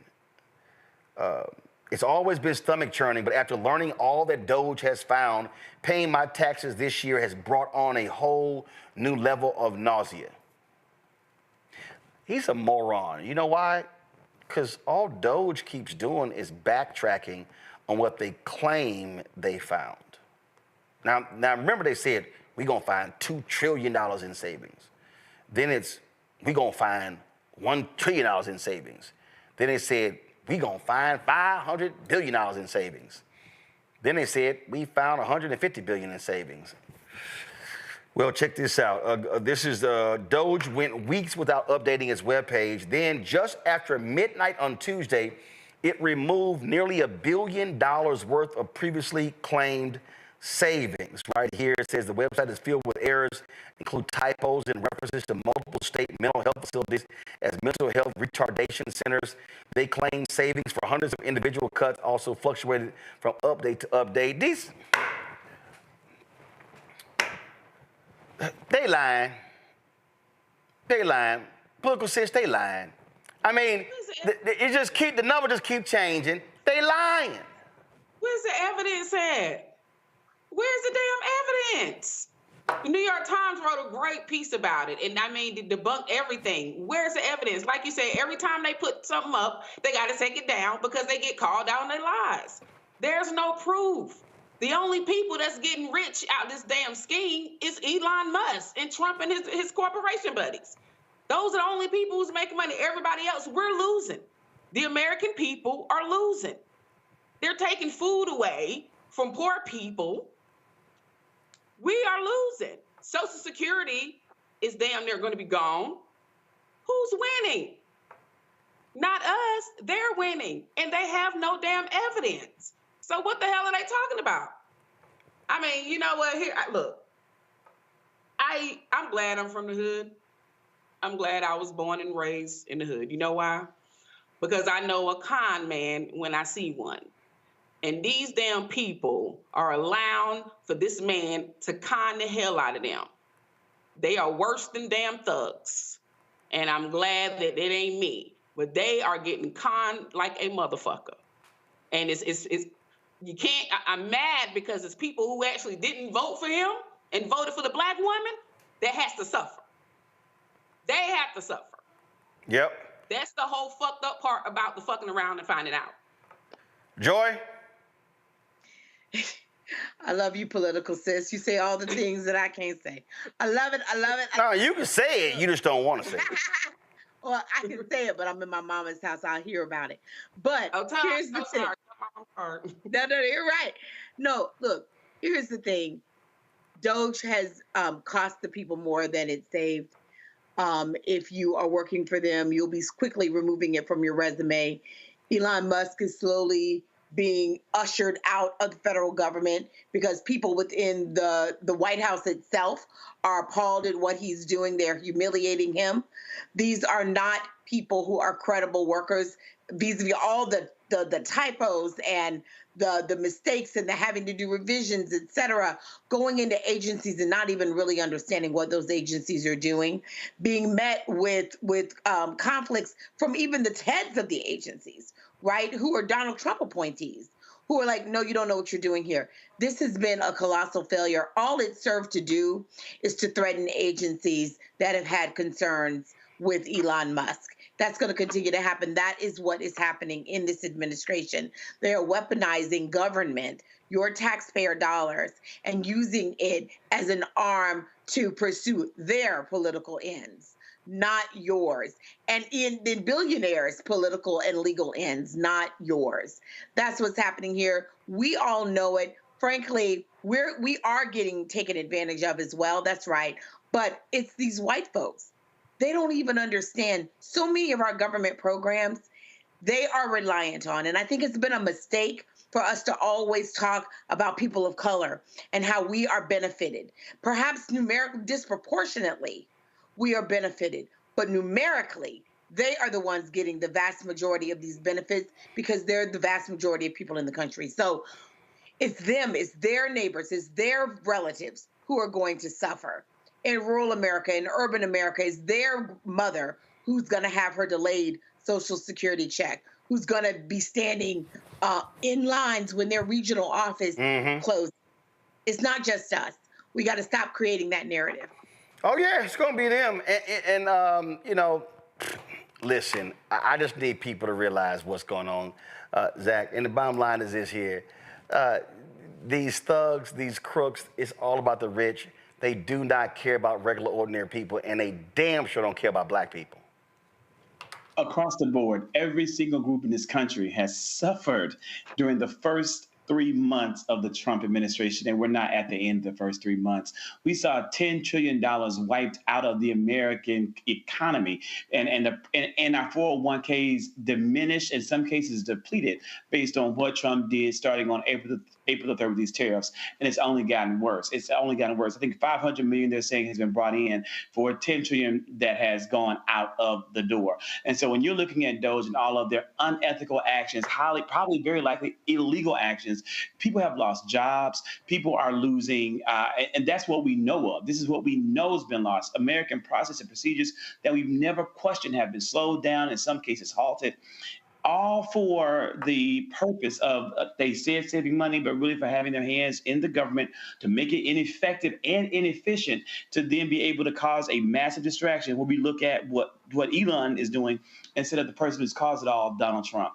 I want to share with your viewers and emphasize to everyone out there, we cannot take our eyes off of the man who has enabled this and who has the power to make it all happen. All of this is the fault of Donald Trump, our president, and the Republican Party. We can't forget that in 2026. We can't forget that in 2028. We have to continuously repeat that over and over so that the American people understand that Elon Musk has no power. Doge has no power. All the power they exercise was given to them by Donald Trump and Republicans in Congress. Oh, absolutely. Joining us right now is Representative Justin Pearson. Glad to have you back on the show. Just take us through what the hell is going on down there in Memphis with Elon Musk and these gas turbines polluting the community. Listen, we have Elon Musk, the richest man in the world, misusing and abusing his authority, his power, and his resources to pollute our air. Memphis and Shelby County has some of the worst air quality in the country. We are an asthma capital in the United States of America, a cancer risk of 4.1 times the national average, and over 17 toxic release inventory facilities already. And now he's trying to build the world's largest supercomputer in Southwest Memphis. It's already operating, and they are now applying for a permit. And there's a public hearing on April 25th, but they're applying for a permit to pollute our air indefinitely and in perpetuity. But they only applied for 15. And now we know from work done by the Southern Environmental Law Center that they have 35 gas turbines. The health department, Shelby County Health Department, hasn't been there one time to visit, hasn't seen it, has not notified the public of what's going on there. And they came into our community on the coattails of the Chamber of Commerce, on the coattails of Mayor Paul Young, Mayor Lee Harris, the Shelby County Health Director, and so many other elected officials who were so excited that Elon Musk was coming to the city that they never thought about the ramifications for the people who live there. This plant is actually being built in my community, in my neighborhood, in 38109, where I went to high school, where my grandmothers, God rest their souls, died from cancer, and where my fiance and I have just bought our first home. And so it's really personal, this fight, but he's using his money to manipulate people, particularly African-American leadership, into hurting and harming our community. How is it there have been no inspections? I take it you've been in conversation with the mayor's office or the city government. What are they saying? Right. So the Shelby County Health Director, Michelle Taylor, who works for Lee Harris, has said they are not allowed to require a permit from them until after a year because of an exception within the Clean Air Act. The only problem, Roland, that Mayor Lee Harris and Shelby County Health Director Dr. Michelle Taylor know, because the Southern Environmental Law Center on several occasions, along with Memphis Community Against Pollution, Young, Gifted, and Green, Protect Our Aquifer, Sierra Club of Tennessee, have told them is that the types of turbines these folks are using do not fit within that exception. They have the power to do something. They made a mistake in not regulating them on day one, and now they're just deciding to continue to go along with what's going on, even though they know better. And that's what's really challenging, because our lives, our lungs, our air quality is being sacrificed for the benefit of this polluter, who with 35 turbines could be the largest polluter of nitrogen oxide, even more than the Memphis International Airport. And so we're seeing that being concerning, as well as another environmental concern is formaldehyde. With 35 turbines, they could actually be putting into the air 16.7 tons of formaldehyde, a cancer-causing carcinogen. This is happening again in Southwest Memphis to a black community, a majority black community, once more, because they think, as Dr. Mustafa Santiago Ali has talked about a lot, that we're a sacrifice zone, that our lives, our lungs don't matter because the profits of this richest man in the world are more important than the people. And we're being told, well, the $30 million, $15 million, roughly $15 million to the county in taxes is worth our lives. So whose job is to check? And do they care, or is it all about the money? Right. I think it's a lackadaisical, callous attitude toward people who have been suffering for a long time. You don't get to the point where a company can come into our city without anyone, without many of us who are elected even knowing about it, because the mayors, the public utility signed non-disclosure agreements preventing them from actually talking about this project. We just learned this past week from some reporting that not only did they sign non-disclosure agreements, not only did Elon Musk and his company just pop up on the scene and tell us they were in our community and start polluting our community without permission, without permits, but they wanted to tout, well, we're not getting any public dollars. We're not getting any payments in lieu of taxes and things like that. But new reporting has shown they were actually given help by our assessor to not pay taxes. So it's $12 billion worth of equipment. The assessor taught them how to scheme the system so that they would only pay taxes on $2 billion of that. And even of that, it's a fraction of what they're actually supposed to be paying.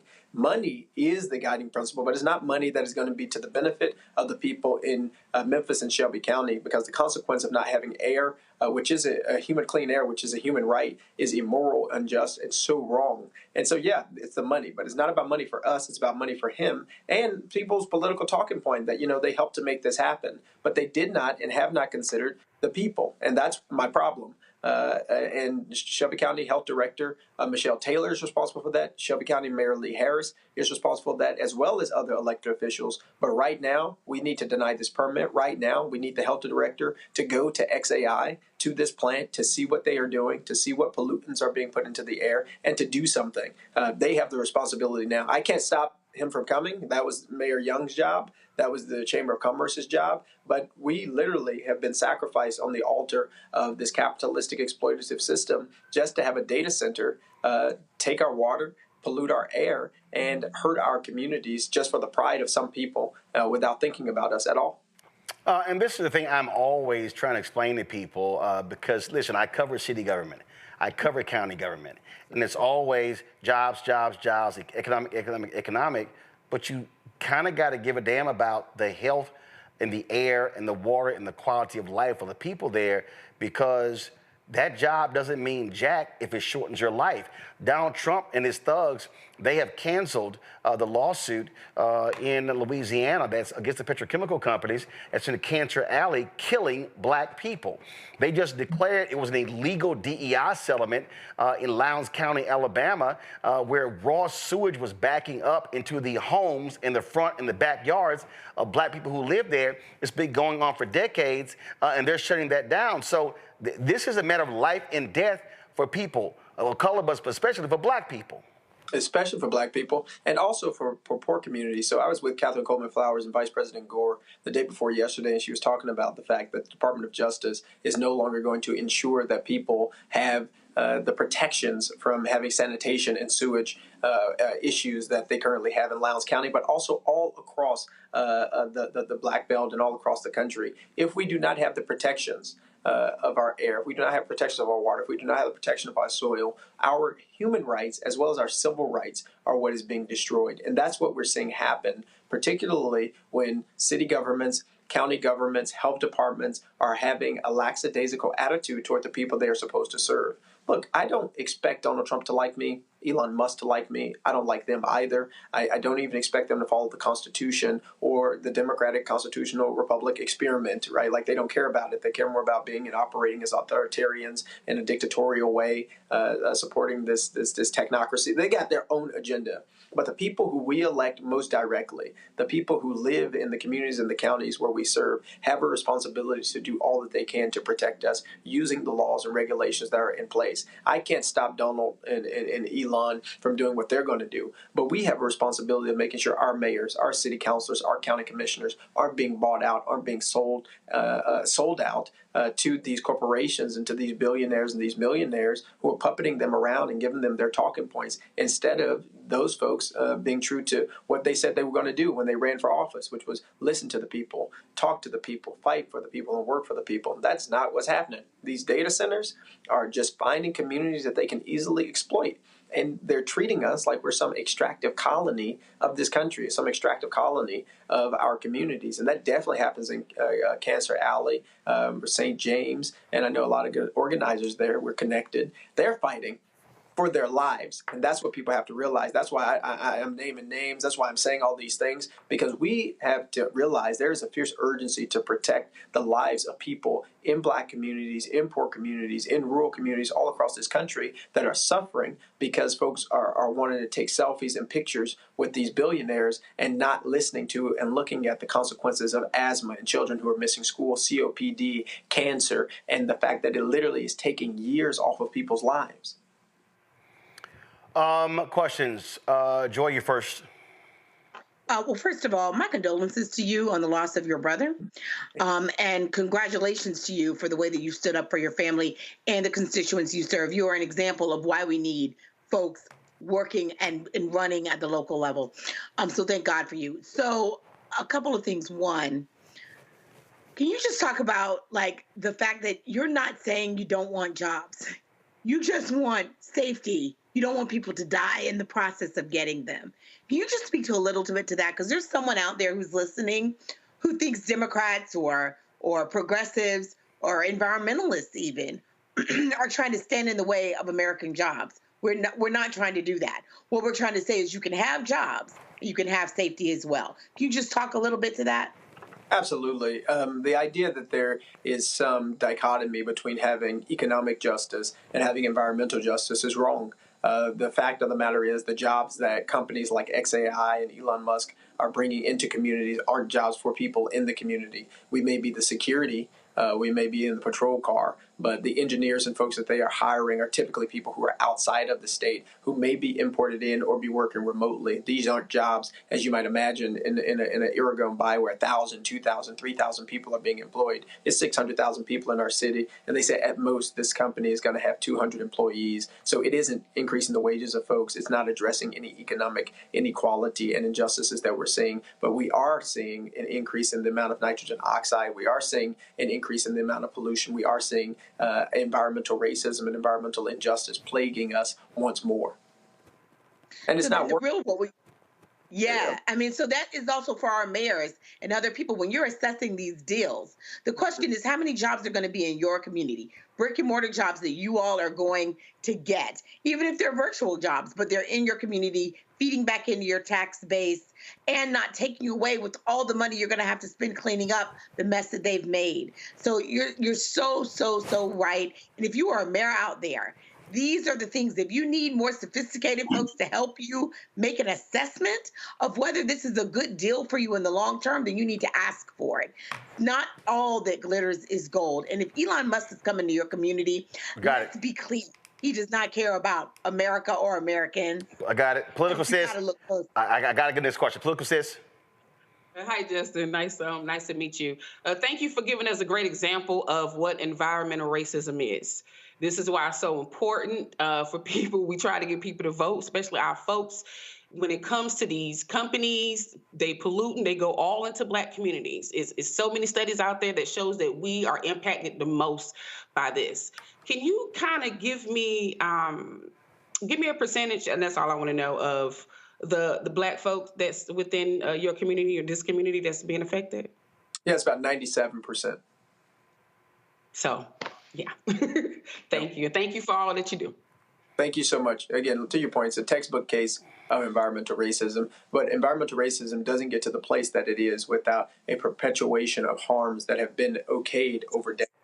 It's no surprise that the same places that are redlined are the same places that have the industrial parks and the industrial plants. It's no coincidence that these are the same places that are educationally deprived, politically deprived, environmentally degraded. We have to have elected leaders and appointed leaders who listen to the voices of the constituents who are crying out and don't continue to perpetuate the harm just because that's the way that things have always been. Zachary? I think it's fair. I think it's also, I'm sorry, Zach. I think it's also fair to say that we are not going to get anything done. It's going to get worse before it get better because of this administration who's trying to do away with the EPA. Yep, well, that's definitely the case. Zachary? I know people are going to hopefully go a little bit deeper and do a little bit more research around environmental racism. And so just for those watching, you got Cancer Alley, you had the Flint water crisis, you had the toxic PCB landfills in North Carolina, and then you also have what's happened with the Navajo Indian reservations out with the uranium mines. I want to ask, this is a question I have for you, just shifting a little bit, sir. And again, the whole entire village is with you and is mourns with you with the loss of your brother. May he rest in paradise and power.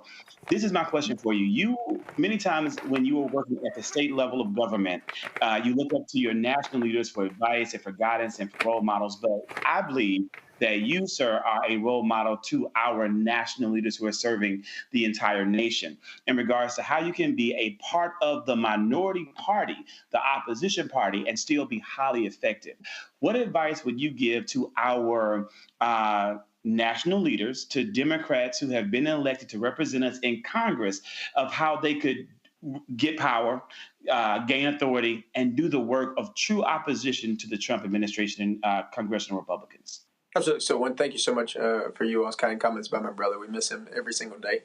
And look, a place that you can get more information is the nonprofit that I helped to found, and that's helping to lead this fight, Memphis Community Against Pollution, memphiscap.org. That's memphiscap.org. Submit your public comments as well while that's available against Elon Musk and as well against the Tennessee Valley Authority, which is seeking to build 6 gas combustion turbines in our community as well. Look, to be an effective opposition party, we have to recognize where we do have power.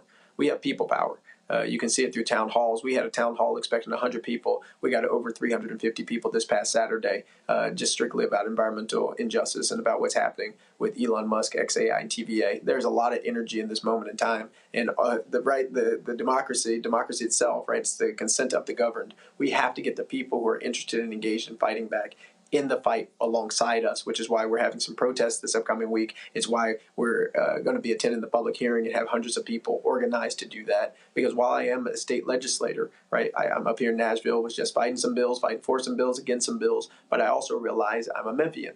I'm a person who lives in Shelby County, and I have a responsibility to use any influence, any power that I have there as well to elevate the causes and the concerns of the people who are being oppressed the most. And for people who are in Congress, the fight isn't just to fight Donald Trump just by talking about it. Is to find the ways that his policies are directly impacting our communities and do what we can at the city council, at the county commission, at the state level, if you're in a more favorable state for Democrats, to resist. And I think that is where our politics has to become much more inclusive.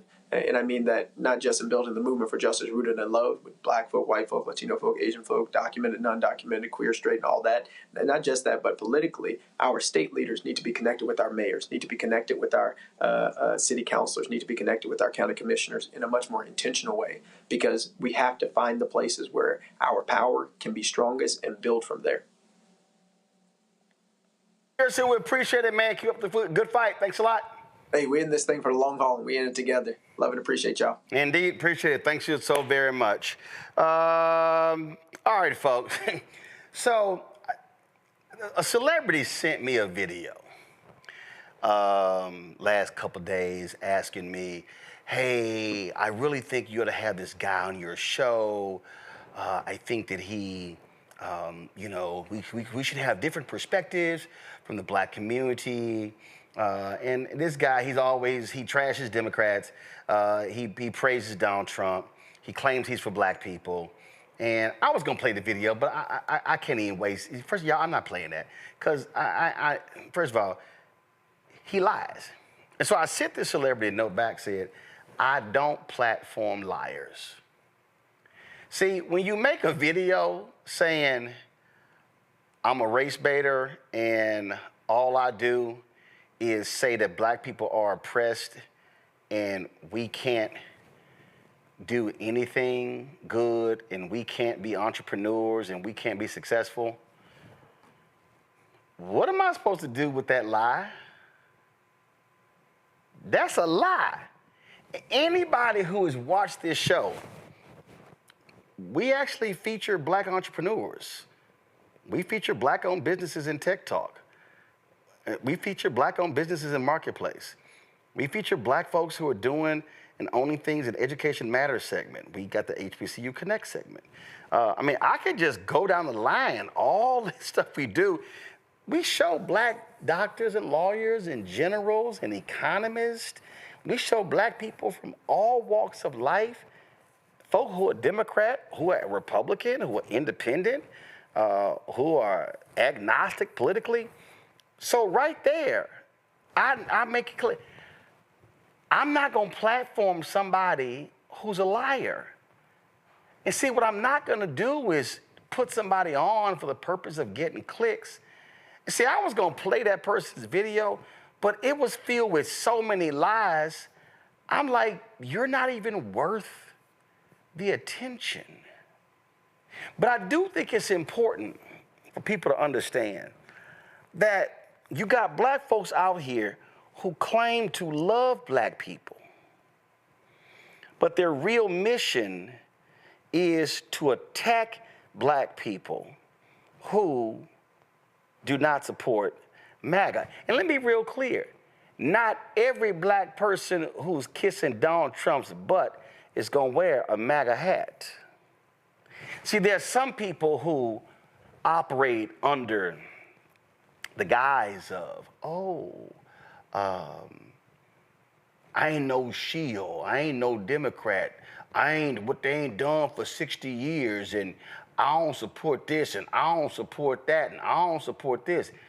Then I went to this person, they would just pay, they were lying about HBCU funding, they were lying about all sorts of stuff. And I just made it clear, I'm not gonna platform liars.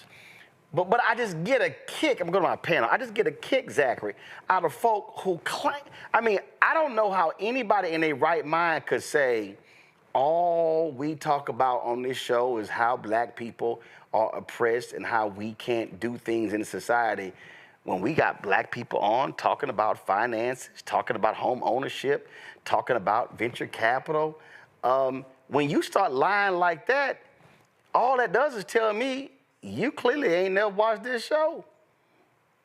Roland, you got... Hold on, wait, hold on, Joy, hold on.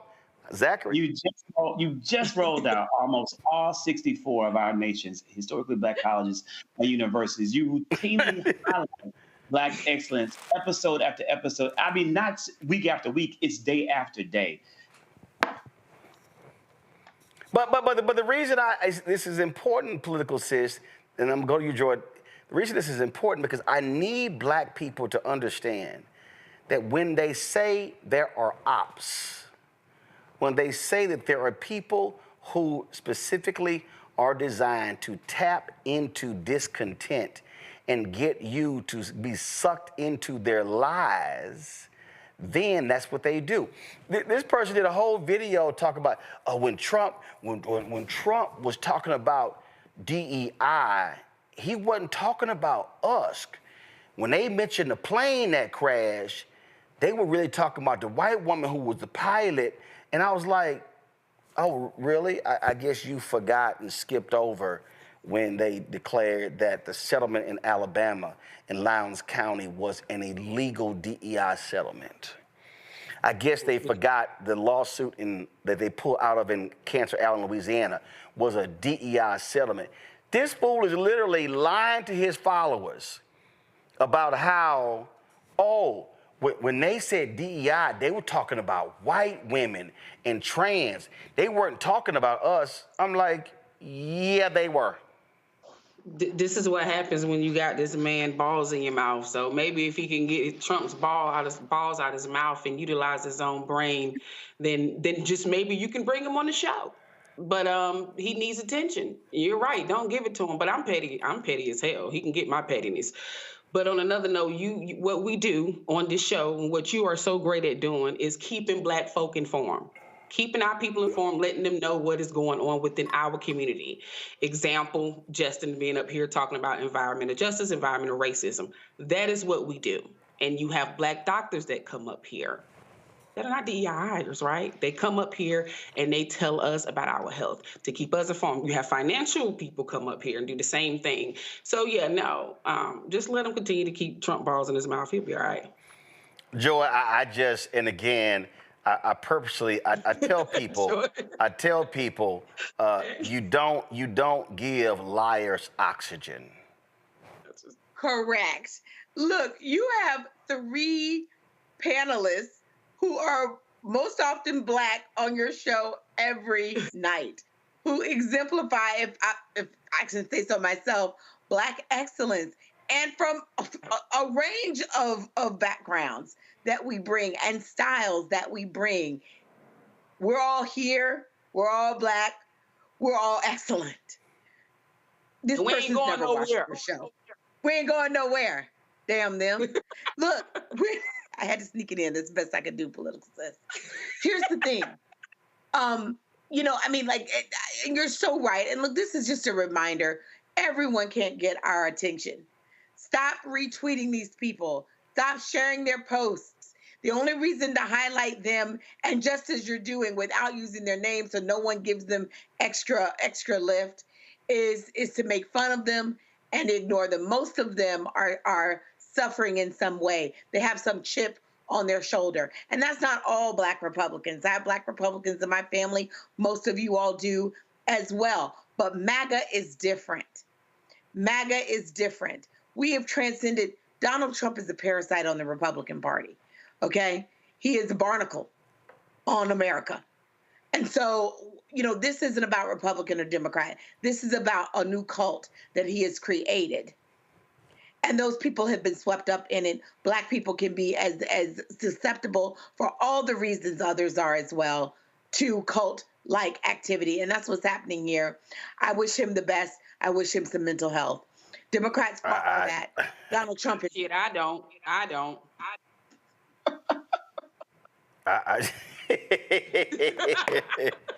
I just sit here and again... Daddy. Just laugh at these little folk who I love the little folk run their mouths and they always got something to say. But if you're going to sit here and post stuff on social, don't lie. Because see, the moment you lie, you just made it easy for me to invalidate anything that you say if you're going to lie that easy. Just saying. All right. Joy, Zachary, political sister, I appreciate y'all being on today's show. Hey, Roland, please I'm so sorry, but please tell Pastor he gonna have to go on and sue because he ain't getting that money back. Ain't all done spent that money. I'm telling you right now. No, trust me. Trust me. St. Og. In the wind. St. Og let's just say, I don't just go away easily. No, don't go away. You could have told me you coming to St. Og too. You could have told me that. Would have came through. Right. We said it on the show for 2 weeks. I had death in the family, so I'm so sorry. Oh, okay. All right. But we also put it on social too, and I ain't seeing no personal text messages. Man, I'm so sorry. I ain't see it. Okay, gotcha. Don't be trying to call nobody out, act like we ain't talk about it on the show. Oh, and I did make a mistake. People hit me up, and I didn't realize I had a second bag of stuff. So let me just go. Let me go. We gonna have to edit it together. And so here was some more North Carolina A&T swag. Here was another Grambling swag. Let's see here. This is a Wilberforce. This is a Wilberforce polo right here. These were the pants of that Grambling tracksuit. This was a Clark Atlanta sweater they hooked me up with. That's Kanisha. Wait a minute, hold up. That's Kanisha's. They ain't black. But I did speak at Kanisha, so I appreciate y'all inviting me. This was a really nice Grambling sweater. Let's see here. This was another, whose band is this? This was another Morehouse band. Southern hooked me up with this here. This was the Morehouse sweatshirt. Very nice, very nice. Let's see here. Who is this here? This is a Wilberforce sweatshirt, so that was nice. I swore I had a Morgan State. I guess I don't. Arkansas Pine Bluff, they band sent me this. Appreciate that. This was a Clark Atlanta polo right here. This mound gonna fall over in a second. We got Florida A&M right here. What we got right here? Who is this? Marching Musical Machine of the Mid-South. As you got them UAPB right here. Okay, close, don't fall over. I got y'all. Let's see here. Who is this? Who is this? Now that was a school I visited. They wasn't HBCU. Savannah State did send me a shirt, so I'm gonna take them off of Instagram.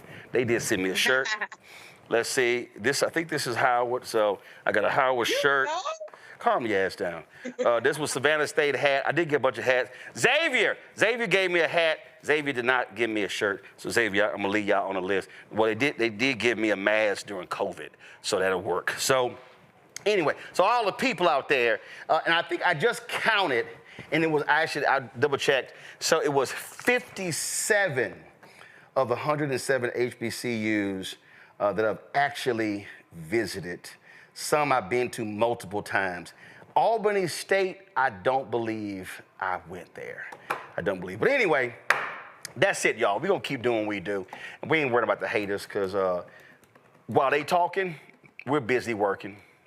And while they claim they stand up for black people, we're actually doing it while all they do is just bump their gums. So, Simple Simons, y'all can keep hating. We just gonna keep working and representing black folk. Folks, if y'all want to support the work that we do, join our Bring the Funk fan club. You want to give me a cash app, this is the way you do so. Use the Stripe QR code. You see it right here. Point your phone to it, or you can also use it for credit cards. If you're listening, go to blackstarnetwork.com. See your check and money order. Please make it out to Roland Martin Unfiltered. Please don't make it out to Roro, Uncle Roro, Black Star Network Unfiltered, RMU. RMU will work, but again, Roland Martin Unfiltered. P.O. Box 57196, Washington, D.C., 2003 7-0196. PayPal is R Martin Unfiltered. Venmo is RM Unfiltered. Zelle, Roland at RolandSMartin.com. Roland at RolandMartinUnfiltered.com. Venmo is RM Unfiltered. Be sure to download the Black Star Network app. Apple phone, Android phone, Apple TV, Android TV, Roku, Amazon Fire TV, Xbox One, Samsung Smart TV. Also, you can get your swag, your Roland Martin Unfiltered swag. Get the merchandise, get our hashtag we try to tell you, FAFO 2025. Don't blame me, voted for the black woman. Also, MAGA chose between woke or broke. They chose broke. That was an Anthony Scaramucci quote. Get that on the shirt as well. We got lots of other products. Go to rolandmartin.creator-spring.com. QR code is right there. Go to the blackstarnetwork.com. Be sure to get a copy of my book, White Fear, of the Browning of America is Making White Folks Lose Their Minds, available at bookstores nationwide. And, of course, you can also, folks, download Fanbase. Be sure to get Fanbase. Go to download the app, or if you want to invest, go to startengine.com/Fanbase. Folks, that's it. I'll see y'all tomorrow right here. Roland Martin Unfiltered. Oh, also, NBA playoffs start. Sorry, Henry, your Wizards didn't make it again. But guess what? My Rockets, first round, with #2 seed, and we're going to be playing Golden State Warriors. Steph, I love you, but we're going to take y'all out. Go H-Town. Holla! Black Star Network is here. I'm real revolutionary right now. Thank you for being the voice of Black America. All momentum we have now, we have to keep this going. The video looks phenomenal. See, this difference between Black Star Network and black-owned media and something like CNN. You can't be black-owned media and be scared. It's time to be smart. Bring your eyeballs home. You dig?